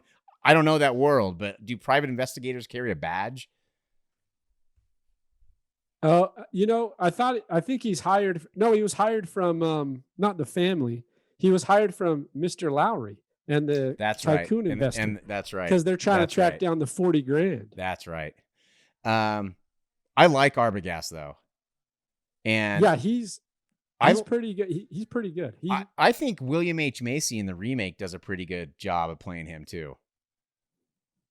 The cast on the remake is great. I think the cast, I just like the cast. The execution and the project itself was just a little weird. It's weird. You can't, what are you trying to do? Why are you trying to remake a film step by step, frame by frame? I don't understand it. I mean, and don't do it in color for God's sake if you're going to do it. I mean, Gus Van Sant is a great director. I know. I don't understand the point of it. But I don't understand the point. And I also why would you want to do that? Because you as a unique filmmaker, I'm just going to emulate this person and try to recreate what they've already created. I don't know how I like that too much. Yeah, I'm with you on that. No one's done that successfully. No one said, let me take a film that someone made and recreate it frame by frame. And it's even harder. I mean, not even harder, but not many people have remade a movie at all, even if it's not frame by frame, and done it well. But remakes are, in my opinion, few and far between, are very good. The only person to have emulated a master and got away with it and become a master himself was Kobe Bryant. That's true. That's true. Emulated Jordan to a T and was at the pinnacle of, we won't get into a debate about Kobe and Michael, but he is a master himself. Yeah. Oh, I mean, watching him, if you didn't see the face, didn't see the uniform, just saw the movement and how they shot the ball and dribbled and all that stuff, you'd think it's Michael Jordan. Exactly. Yeah, they were. But Gus Van Sant tries to emulate Hitchcock and it doesn't work. No, it doesn't. And no knock on Van Sant, because Van Sant's a good director. I just said Van Sant like some French accent. It's a very pretentious way of saying it. Well, it starts getting later. Yeah. In the podcast, and I just started speaking like the Candelbra from Beauty and the Beast. So the PI, the private investigators on the case, and her sister, Marion's sister, is also trying to track her down. She goes and meets Sam, and goes to the name of the city, by the way, is called Fairville, which is a fictional city somewhere south of San Francisco-ish. So they end up going, and they all kind of convene at at Sam's hardware store. Just coincidentally, they just convene, and everybody at the same time, and they're trying to figure it out. So this leads the PI. This leads Mr. Arbogast to learn about the motel, and he ends up going around doing research at different places, trying to figure out where she could be. He ends up at the Bates Motel. Yeah, and this scene I think is great between he and Norman, because I think Arbogast plays it well, and I think, again, not to beat a dead horse here, but Anthony Perkins just plays this masterfully. It is, I mean, obviously he's killed before, and I would imagine that he'd have to ask questions in the past as well, but we'll let that go a little bit. He just looks very nervous. Well, you brought it up because I'm going to tackle it, because this is where I took some liberty of thinking, oh, come on. Okay. Well, I want to hear. Well, I think you're alluding to the same thing that I was thinking of, which is once Arbogast gets to the motel, he starts interrogating Norman. Yeah, right? He's pretty aggressive with it too. Okay, but he's already divulged that he's not a cop. Don't even talk to him, man. Exactly. Why don't the talk fuck to are him. you talking to Right. him, Norman? Well, and this is why I do think that Arbogast. I'm defending a killer now. Yeah, you are. I think that Arbogast played this very well, and the actor who played Arbogast, I'm sorry, and I don't have that in front of me, but I thought he played this very well because Martin Balsam. Because this interaction, this little cat and mouse game they're playing, I think goes over very well, because at first he's kind of cheerful and happy, and he's not really pushing Norman, but he kind of is at the same time.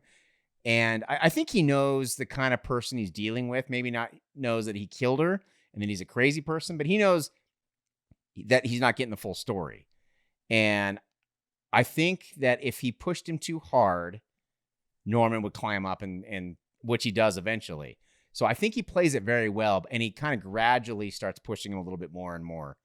Yeah, I think the scene works. I just hated that Norman didn't have the smarts enough to go, oh, this guy's a PI. I'm not going to answer a damn question. Well, and that's, again, I think this plays into his character, because later on we'll find out that he still sleeps in his childhood room, still has all his childhood toys. He's still a child in his brain, I think. I don't think he has, at least his personality, Norman's personality, doesn't have the smarts for this kind of thing. He's out of his element.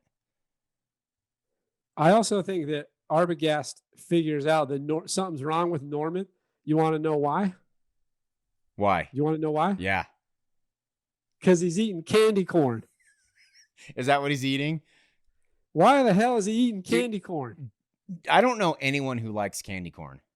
I'm going to pull the We've archives. talked about this. We've talked about this. I'm going to do the recall from that's Murder right. Party. That's right. From Murder Party, and we both concurred that candy corn is possibly the worst type of candy ever. It's disgusting. There's nothing good about it. That's right. We talked about that. I didn't notice he was eating candy corn. I thought it was sunflower seeds or something. He says it when Arbogast arrives. He says, "Would you like a candy?" And he's eating candy corn. Oh God! And Arbogast says, "No." And then I went, "Okay, Arbogast is going to outwit him every time now because he didn't take the candy corn." You know, I can deal with the lady killing. I cannot deal with the candy corn eating. That's bullshit. That's disgusting. I mean, what I do like about it in the sense is that he's using it as this device. You know, as he's eating it, you watch that scene when he's going back and forth with Arbogast. That candy corn, it's this weird. It sounds funny, but sometimes when people eat on camera, there's like a weird confidence to the eating. I always think of Brad Pitt. He's always eating. Always. And it's always, but it always works. It makes him feel like more, I don't know how to say this other than more masculine, more confident in whatever it is he's doing. And Norman has a little bit of that, and eventually starts kind of slowing down his consumption as he starts getting outwitted by Arbogast. That's cool. I you know what? I didn't notice that. I kind of noticed a little bit. The chewing seemed to be a little bit more nervous as the conversation went on, but it slows down a little, and the confidence of the chew, like, it sounds really picky, but it's true. It's cool. I mean, you see that with actors sometimes, and I mean, you mentioned Brad Pitt, but you see this where there's I don't want to call it a crutch because that's got a negative connotation, but you see some little thing that they hold on to that that helps them bring out the character. Yeah, absolutely. Using either some kind of prop or some kind of Right. atmospheric thing around in the environment. It's cool. I like that kind of stuff. It also just makes it feel natural. But Arbogast, Norman basically invites him, like he's already put his foot in his mouth. Norman has. So Arbogast is already clued in, like, okay, something's going on. Right. And then Norman's like, well, just come follow me. You can take a look in the rooms and take a look around, and you can help me clean the beds. Help me change the beds. The linen. Right. No, thanks. That's okay. Arbogast he learns about Norman's mom, and he wants to basically also interview the mom. He's very suspicious of the mother. And this is where Norman clams up too. This is the point where he draws the line. I mean, he's fine putting his foot in his mouth. He's fine contradicting himself. He's fine almost incriminating himself. But when it comes to his mother, you don't fuck with his mother. And that's where he's around. Yeah, that's when he's shutting it down. He's like, and then he basically tells Arbogast to get the hell off the property. Right. But this has created the suspicion. Arbogast leaves, but he's suspicious. He calls Marion's sister and says, hey, I'm at this Bates Motel. I'll be down to meet you where you're at the hardware store, wherever it was with Sam, in an hour or less. But first, I want to go back to see if I can talk to this mother in the house. I hated that, by the way. Why? You hated that he called them or that he went back? I'm trying. Why would you go back that exact night? I don't know. I unless he's trying to sneak in, I don't know. Because there are a lot of points in this movie where I think they could have got to it quicker. Like it's just redundant to do that. As good as the actors are in this scene, Norman Bates and Arbogast, they're great they do great. It also, the scene drags a little too long. We could have got to the hit a little bit closer. For sure. Or a little sooner, I mean. He goes back, starts snooping around in the house. PIs don't need a warrant, man. They can do whatever they want. I mean, he's a ballsy PI. He is. I'll give him that. Starts snooping around, and here we have this scene where once again we get an introduction to Mother, and we get kill number 2.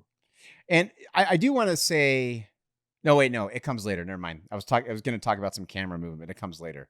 Yeah, this kill does not hold up. This is one of the most botched things I've ever seen, ever. We'll be a little forgiving because it's 60 years old. 60 years old. I can understand. I'm not saying I agree. It doesn't hold up. You're absolutely right. I mean, I guess it's the fall down first of all, the stab is ridiculous because Mother stabs him in the chest and then it cuts away and his face is cut. It cuts to him and his face is cut, which doesn't make any sense, first of all. I mean, I would think being Hitchcock, you would think that you would have that planned out a little bit better. Yeah, I mean, I would have rather taken a stuntman fall down the stairs. Absolutely. Than this weird. It's almost like, what was it? Was it Vertigo with the Statue of Liberty, or was it North by Northwest? I can't remember. But it's almost like he just loved doing that shot so much that let's just put it in a house. Like, it's not the same thing. You can't do it. And it's not uncommon for filmmakers to get into a particular unique stamp of their own and stick to that process.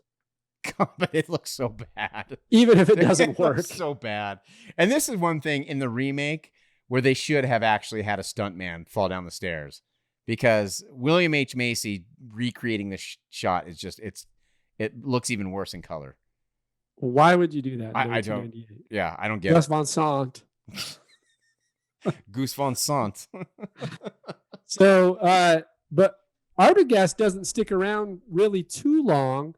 He gets taken out by Mother. I did like after the stab across the face, the phantom stab across the face. The phantom stab. I did like the final kill, which was just the Mother over the top of him with the knife, and then kind of a cut to black with some sound design. Yes. I thought that worked well. But leading up to it, I agree, it's a little dated and doesn't quite hold up.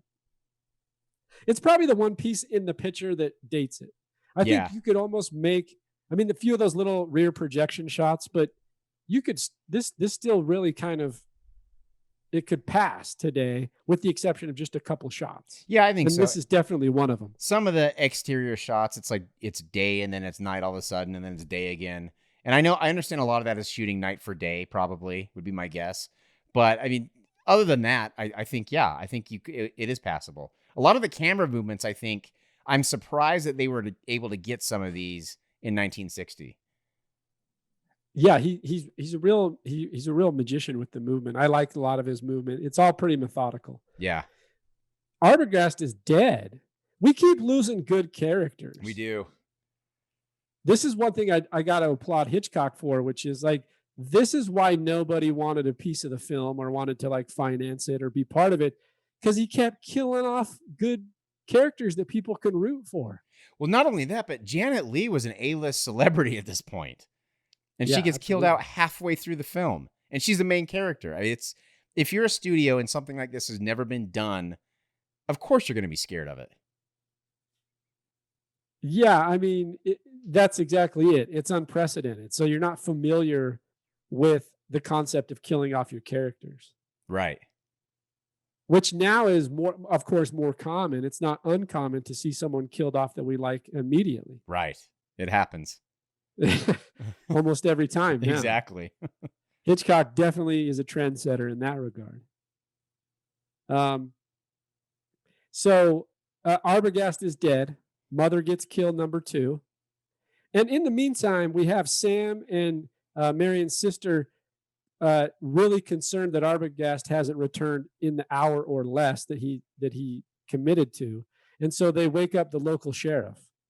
And the sheriff actually has a pretty good theory. And I think if you're an audience in 1960, I think maybe you go with this. And his theory is that Arbogast tried to send them off the trail so he could go run away with the money as well. So he could go find Marion and run away. And here is where we get our first twist. And that is when the sheriff divulges that Norma Bates, Norman's mother, I think her name's Norma, has been dead for 10 years. So now you're thinking, well, who the hell is killing these people? Well, the sheriff even says that in a line. He's like, if that's someone else, then who the hell's buried in the cemetery? Exactly. So now it really becomes a mystery and people are, I think, guessing at this point. Because I still don't think they think it's Norman. I think they think at this point that Norman is super controlled by his mother. She's super verbally abusive to him. But I don't think that they're thinking it's him. No, I don't think they think it's him either.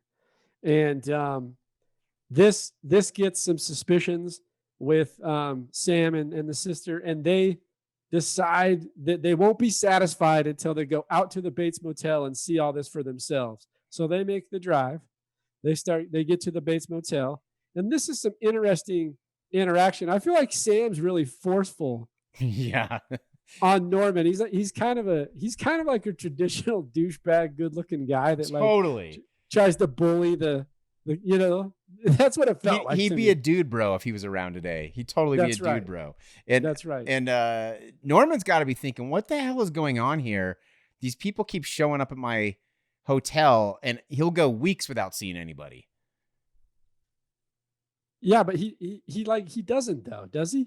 I mean, he knows what they're after, obviously, but still, it's got to be, weeks of non-action where you have enough time to stuff all these birds, and now all of a sudden you're dealing with people every second.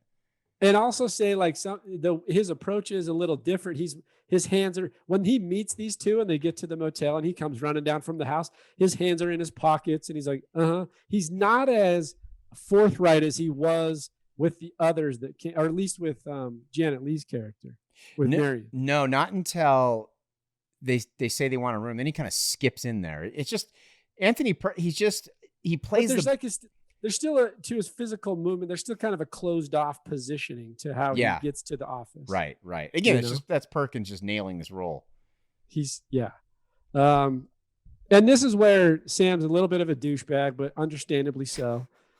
He's like, I don't know any motel that doesn't take money if there's no bags. There's no bags to check. He just starts being a dick. Such an asshole. Such an asshole. It's like, and so they get a room, and their whole plan is to basically get a room and then find a way to basically peruse or look through the entire motel for any clues that they might have on Marion. And they find, I think Marion's sister, what is her name? I can't remember off the top of my head. I'll have to look it up. But she finds... Lila? Yeah, Lila. She finds part of Marion's note in the toilet. And I guess she just grabs it out of the toilet, which is pretty disgusting. And but, all the ink is still visible, even with the water stain. Not smeared at all. It says 40,000 minus 700. We talked about before. How convenient. Is it? Let's talk about the authenticity of that. If a penciled or penned note of paper was put into a toilet and sat for 2 or 3 days or a week at least, yeah. Is it legible? Well, no, there's no way. And are you going to dig it out of the toilet? I mean, how bad? If it's I saw the devil toilet. I'm not sure. 2 references in one podcast. I think 2 references to poop toilet. I think we've talked more about toilets in this podcast than we have 40 episodes. We have, seriously. It's so gross. But she finds the note. That's the plot point. We'll forgive it. It's a plot point. It's fine. They find evidence that she was there. They already knew she was there, though. That's the thing I don't quite understand. And then so Sam. Yeah, it's been pretty evident. Yeah, I mean, they know that. And then so Sam says, I'm going to go distract him. You go look in the house, try and talk to the mother. Sam bullies him some more. just going at him hard now. And now he's not even pulling any punches. Lila goes up into the house, tries to find Norman's mother, who he has moved into the fruit cellar. I did want to talk about the shot where he moves her into the fruit cellar. I thought was done really well. This is the one when I keep talking about, I'm surprised that they were able to pull these kind of things off in 1960. This is the one because the camera floats up the stairs and Norman walks in his mother's room. And you hear the conversation, how he's saying, I'm going to have to move you to the fruit cellar because people are going to come looking. But the camera it's one shot and it kind of keeps moving towards the door and then goes up and turns into a bird's eye view all in one motion. And then you see Norman carrying his mother down the stairs. I just thought for today, I think that's a cool shot. But even for back then, I think it's especially cool. It is a cool technical shot. It's also, at this point, if you're watching this, you think Mother's just sickly ill. You don't know that Mother's a carcass. Yeah, I mean, it's an elderly woman's voice we keep hearing. He's mentioned how she's an invalid and she can't get up. So yeah, but the thing is, how's she killing all these people then? Because her legs seem to work just fine when she's murdering people. So I think it's part of the mystery. I think there's so much going on, and the audience is really trying to figure it out. Next on Breaking Hitchcock. Yeah, exactly. And it really builds. And then here's one more. Alan brings the biggest secret of all: Mother's legs don't work, or do they? It's like in the Big. It's a good point, though. It's like in the Big Lebowski when Walter tries to pick up the elder Lebowski. He's like, this guy walks. Guarantee this guy walks. But then anyway, it's all building to this. All the questions are going to be answered right now because Lila goes in there. She goes down to the fruit cellar. She sees the back of Mrs. Bates's head, and she tries to talk to her. And she turns the chair around, and it's that very cliched now shot, the slow turn of the chair to reveal that Mrs. Bates is a rotting corpse. Yeah. And it's just her skeleton pretty much. It's preserved as well as possible. She screams and for some reason hits a light. She flails her arms. It's just one arm though. That's the thing. It's so weird. It's so unnatural. Yeah, it is one arm, swings back, hits the light. The light starts swinging. Right. It's actually, I love it. It plays well. I'm just being an ass. But then, and this feels like Blair Witch copied. If you look at the end shots of Blair Witch in the cellar, of that house in the Blair Witch Project, there's some nuance there, like a person in the corner in a cylinder bricked basement. That's a good point. The light crashing or That's a good point. There's some things there I think they pulled from this movie. There's definitely a lot of stylistic similarities for sure. It could be. But then we get the big reveal and Norman walks in and again, Anthony Perkins just has the most crazy look on his face. He's never smiled bigger the entire movie than when he walks in that door with a dress and a wig on, and he's got the biggest grin on his face. Couldn't be happier to be about to murder her. Happier and creepier at the same time. Exactly. And and he's got the knife, and following him is Loomis, who he had earlier hit over the head. Loomis comes in, wrestles the knife from him, and then we fade out of the house, and then we get let's talk quickly about the Loomis comes in. First off, Lila reacts. I love the reaction of her seeing Mother, and then also love the reaction of her seeing Norman. Like, oh no, it's the cutting back and forth, the medium close-ups of Lila, her reaction and facial expression. It was all great. When Loomis follows Norman in and grabs him from behind, first off, the wrestle to the ground or the tussle between them is really bad. Yeah, it's bad. A lot of the action in this movie is pretty bad. The one thing I loved, even though it's a bit off, is not only does the wig fall off, but the dress somehow comes off too. That's true. And it's this kind of metaphorical concept of like Mother transforming into Norman and Norman transforming into Mother. And I just love how that plays out, even though technically it's a little clunky. Yeah.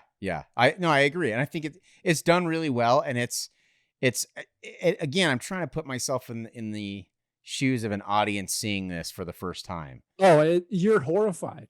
I don't even know. And especially back then when this kind of stuff was very taboo, and I just don't know what they're thinking at this point. I think you're horrified. I think you are. I think you're right. I think there's no other option at this point. And then we fade away and we get kind of the wrap up exposition, the epilogue, if you will.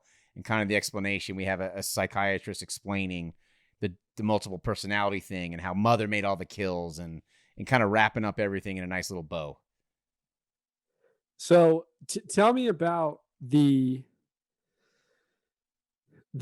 epilogue. It's pretty long considering, but does this need to be there in that? Can it be more brief? I think there's a lot that could be more brief in this movie. I think so. I mean, I don't think you need all that. I think, again, it's hard to see it with fresh eyes because we know the story so well, but I think they've explained everything up to this point. Because essentially it leads up to this psychotherapist or this person that, what are they called? What's the word I'm searching for? Psychiatrist? I guess, yeah, it's just a psychiatrist breaking down what it is. And I got to ask, what is it that Norman has? I think it's multiple personality. Just multiple that'd personality be my disorder. guess. Yeah. And I can't remember. There's an actual term for it nowadays, but I can't remember what it is. We'll go with that one. And that's what it is. And then this just goes on, and I could actually fast forward a little bit towards the end. I do love the ending shot though of Norman. So good. I assume you're going to talk about the dissolve too. I just love the last shot that it's him looking down and then he looks up and the contact of his eyes and he gets this slight grin on his face. Once again, just creepy. And then it dissolves into the car, Marion's car being pulled out of in the swamp. Dissolve though. You see a glimpse of Mother's corpse, like of her skeleton face. And it's just a hint of it. It's like a triple imposition. Yes. And there's the car, Norman, and Mother's. It's really kind of her teeth. Yeah. And you could see her eye sockets too. It's just a hint of it. It's so subtle, but it's fantastic. I love it because it would have been so easy to go over the top with that or just not do it at all. But it's just that little bit just makes it, oh man, it gives you the creeps.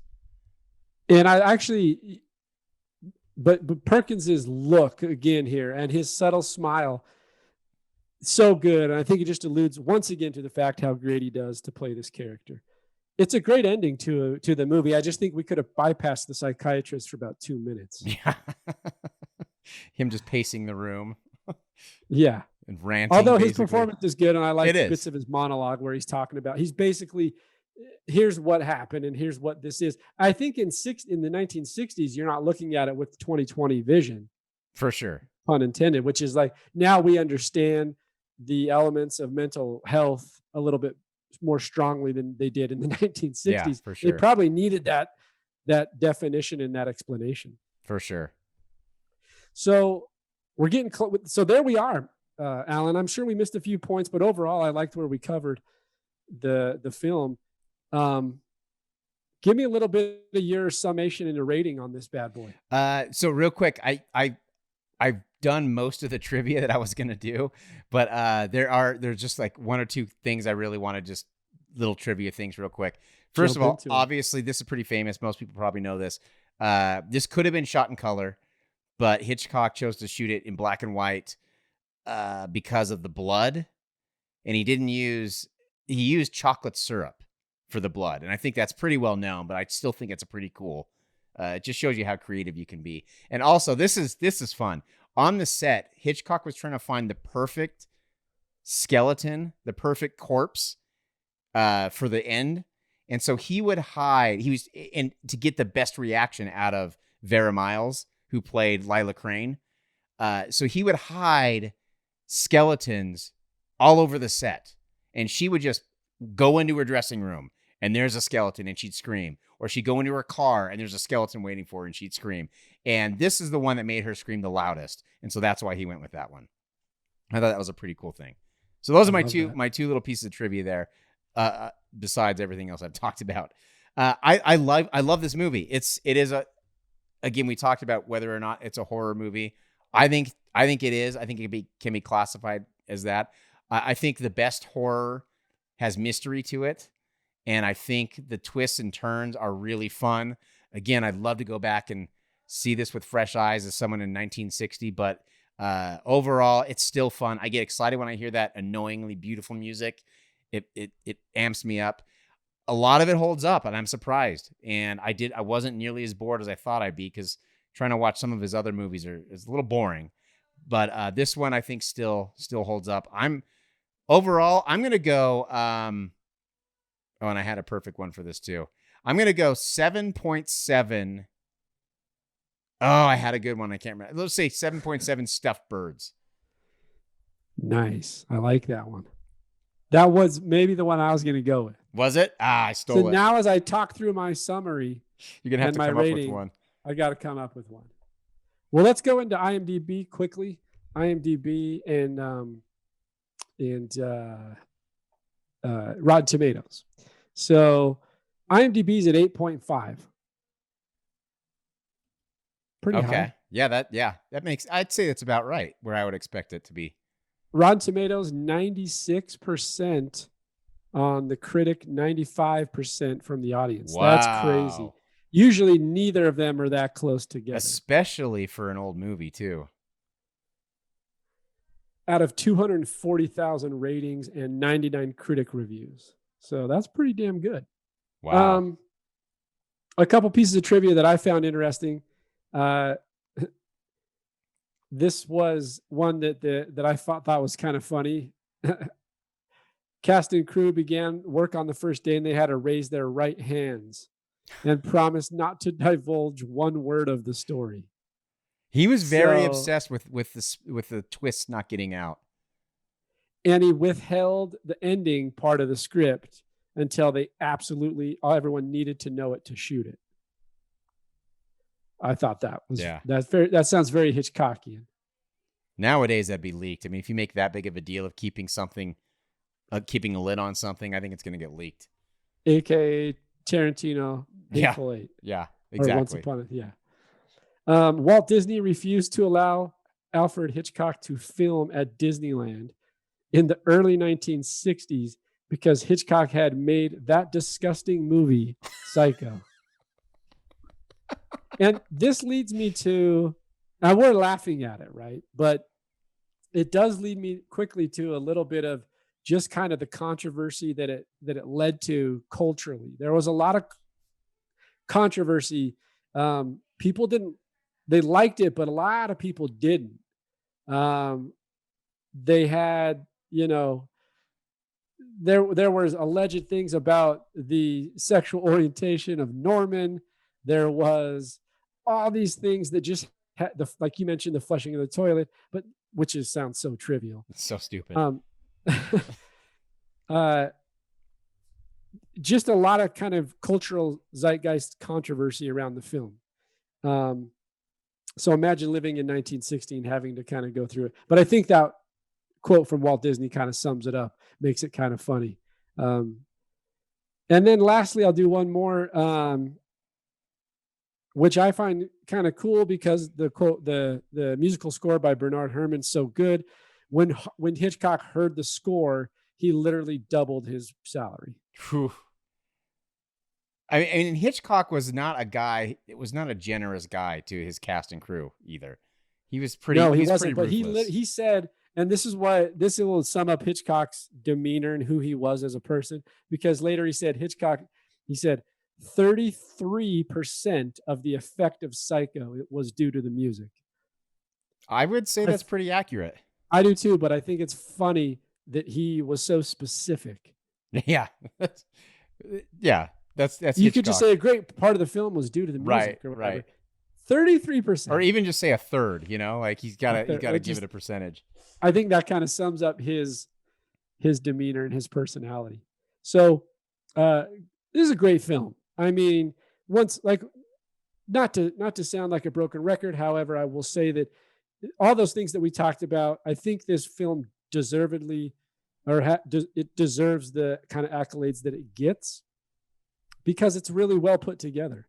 And so I enjoy the film. I think it's one that anybody who likes that mystery thrillers, even kind of serial killer, murder, homicidal kind of vibe that you get, I think you'll like this movie in a lighter take, especially now looking at it through the lens of 2020 and looking back on it 60 years. I mean, it's still really good, but it's of course a lot more lighthearted in a sense than what you would see in today's world. But that doesn't make it any less good. And so I really think it holds its weight, and I really enjoy the thought process that it makes me think about. We mentioned some of those scenes that kind of get deep. I love when movies do that. The other thing is, Alan, as you know, is this sucker rewatchable? Can I see this again? And I've seen it a few times already, of course. And I definitely could watch it again, right? So this is definitely a rewatchable. So for Alfred Hitchcock's 1960 Psycho, I'm going to come in with a score of, man, I wish I would have thought about it better. I know. I was thinking about it too, and I had another one, and I can't remember what it was. I will say I'm actually going to come in with an 8.1. Ooh, nice. It's a high score. Part of that's I'm giving some advantage points because I do enjoy Hitchcock, and culturally there's that kind of reverence that you have for filmmakers that kind of find their way into culture. So I like that part of it. And nostalgically, I like the TV series and some of his other movies that he's done, particularly Rear Window. So 8.1. And I will say 8.1 female wigs. Oh, that's good. Oh, that's a good one. I like that. I'll go with the mother wig. Yeah. I do want to, jump and in. I don't think I have to remind anybody about this, but just the significance of Hitchcock himself. He spanned from the silent era until the Spielberg era. Like, that's a long time, and he was consistently making films. I mean, he was Spielberg's hero. In fact, when he wanted to meet Spielberg, or when Spielberg wanted to meet Hitchcock, I think his agent told him or something, and he said, "Is that the boy who did the fish movie?" Talking about Jaws. And it's just obviously very Hitchcock humor there, but it's it's crazy to think how long he was active making films. And he died in 1981. Family Plot was his last film in 1976, but his first one, 1925. He started a movie in 1922 that he didn't finish, but 1925 to 1976. That is a long time, especially when you think of the innovations that came along in film. So anyone who's listening to this, I don't have to remind them of the significance, but that's just, he was the master. He was just the master. And a lot of what he did didn't hold up, but he was trying new things, and he was consistently pushing boundaries. That's, I think, what I love. One of the things I love most about him. You know, when we did The Shining, we talked about Kubrick for almost 3 hours. You'll notice here that we're pushing over 2 hours on this one. So anytime we bring up those cinematic icons, it tends to lend itself to a lengthy podcast for these types of reasons. Exactly. And again, this movie, you can't separate the movie from the director in this case. And I know that's the case in a lot of the films we talk about, but I think this one it's so ingrained. Like, Hitchcock is so ingrained in this film. You just can't separate it.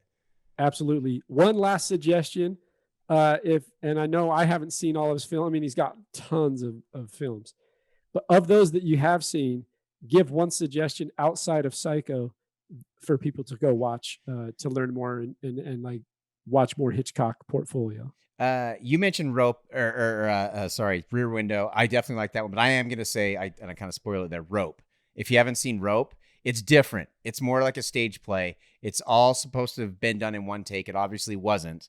You can see kind of where they kind of tried to hide the cuts, but it is just, if you're trying to get the flavor of how diverse he can be, it's very suspenseful. It's going to be slower though, because it's supposed to be one shot. It's, like I say, more like a stage play, but it's just done very, very well. And I think the acting's done very well. And it just go watch that one. I would recommend that one. If you're trying to get a flavor for everything he can do, I would check that out. Yeah, that's a good movie. And you get James Stewart, so you get a classic acting icon. Yeah, and he's very, very James Stewart in that one too. I said Rear Window, but I would also suggest to go watch Dial M for Murder. I really like that movie. That's a good one. Just fun, put together, very Hitchcockian. So that's another one. So this is the Tame Aperture Podcast. You can check us out at tameaperture.com. And this is our review of 1960s Psycho by Alfred Hitchcock. Alan, thanks for bearing with me on this one, getting it through it after 2 hours of talk. When I get really crazy about a movie, I could go on and on. So pleasure was all mine. I think we could probably continue, but for the sake of our listeners, we'll stop. Smart man. All right, everybody, go check us out, tameaperture.com, and look for give us suggestions, I should say, on forthcoming episodes. Also, look at our back portfolio and listen in. And we'll until next time, we'll see you guys. Thanks. The Tame Aperture Podcast is produced by Dutch Angle Pictures in association with Studio B Productions. Listen, watch, and subscribe on Apple Podcasts, Google Play, Spotify, and YouTube.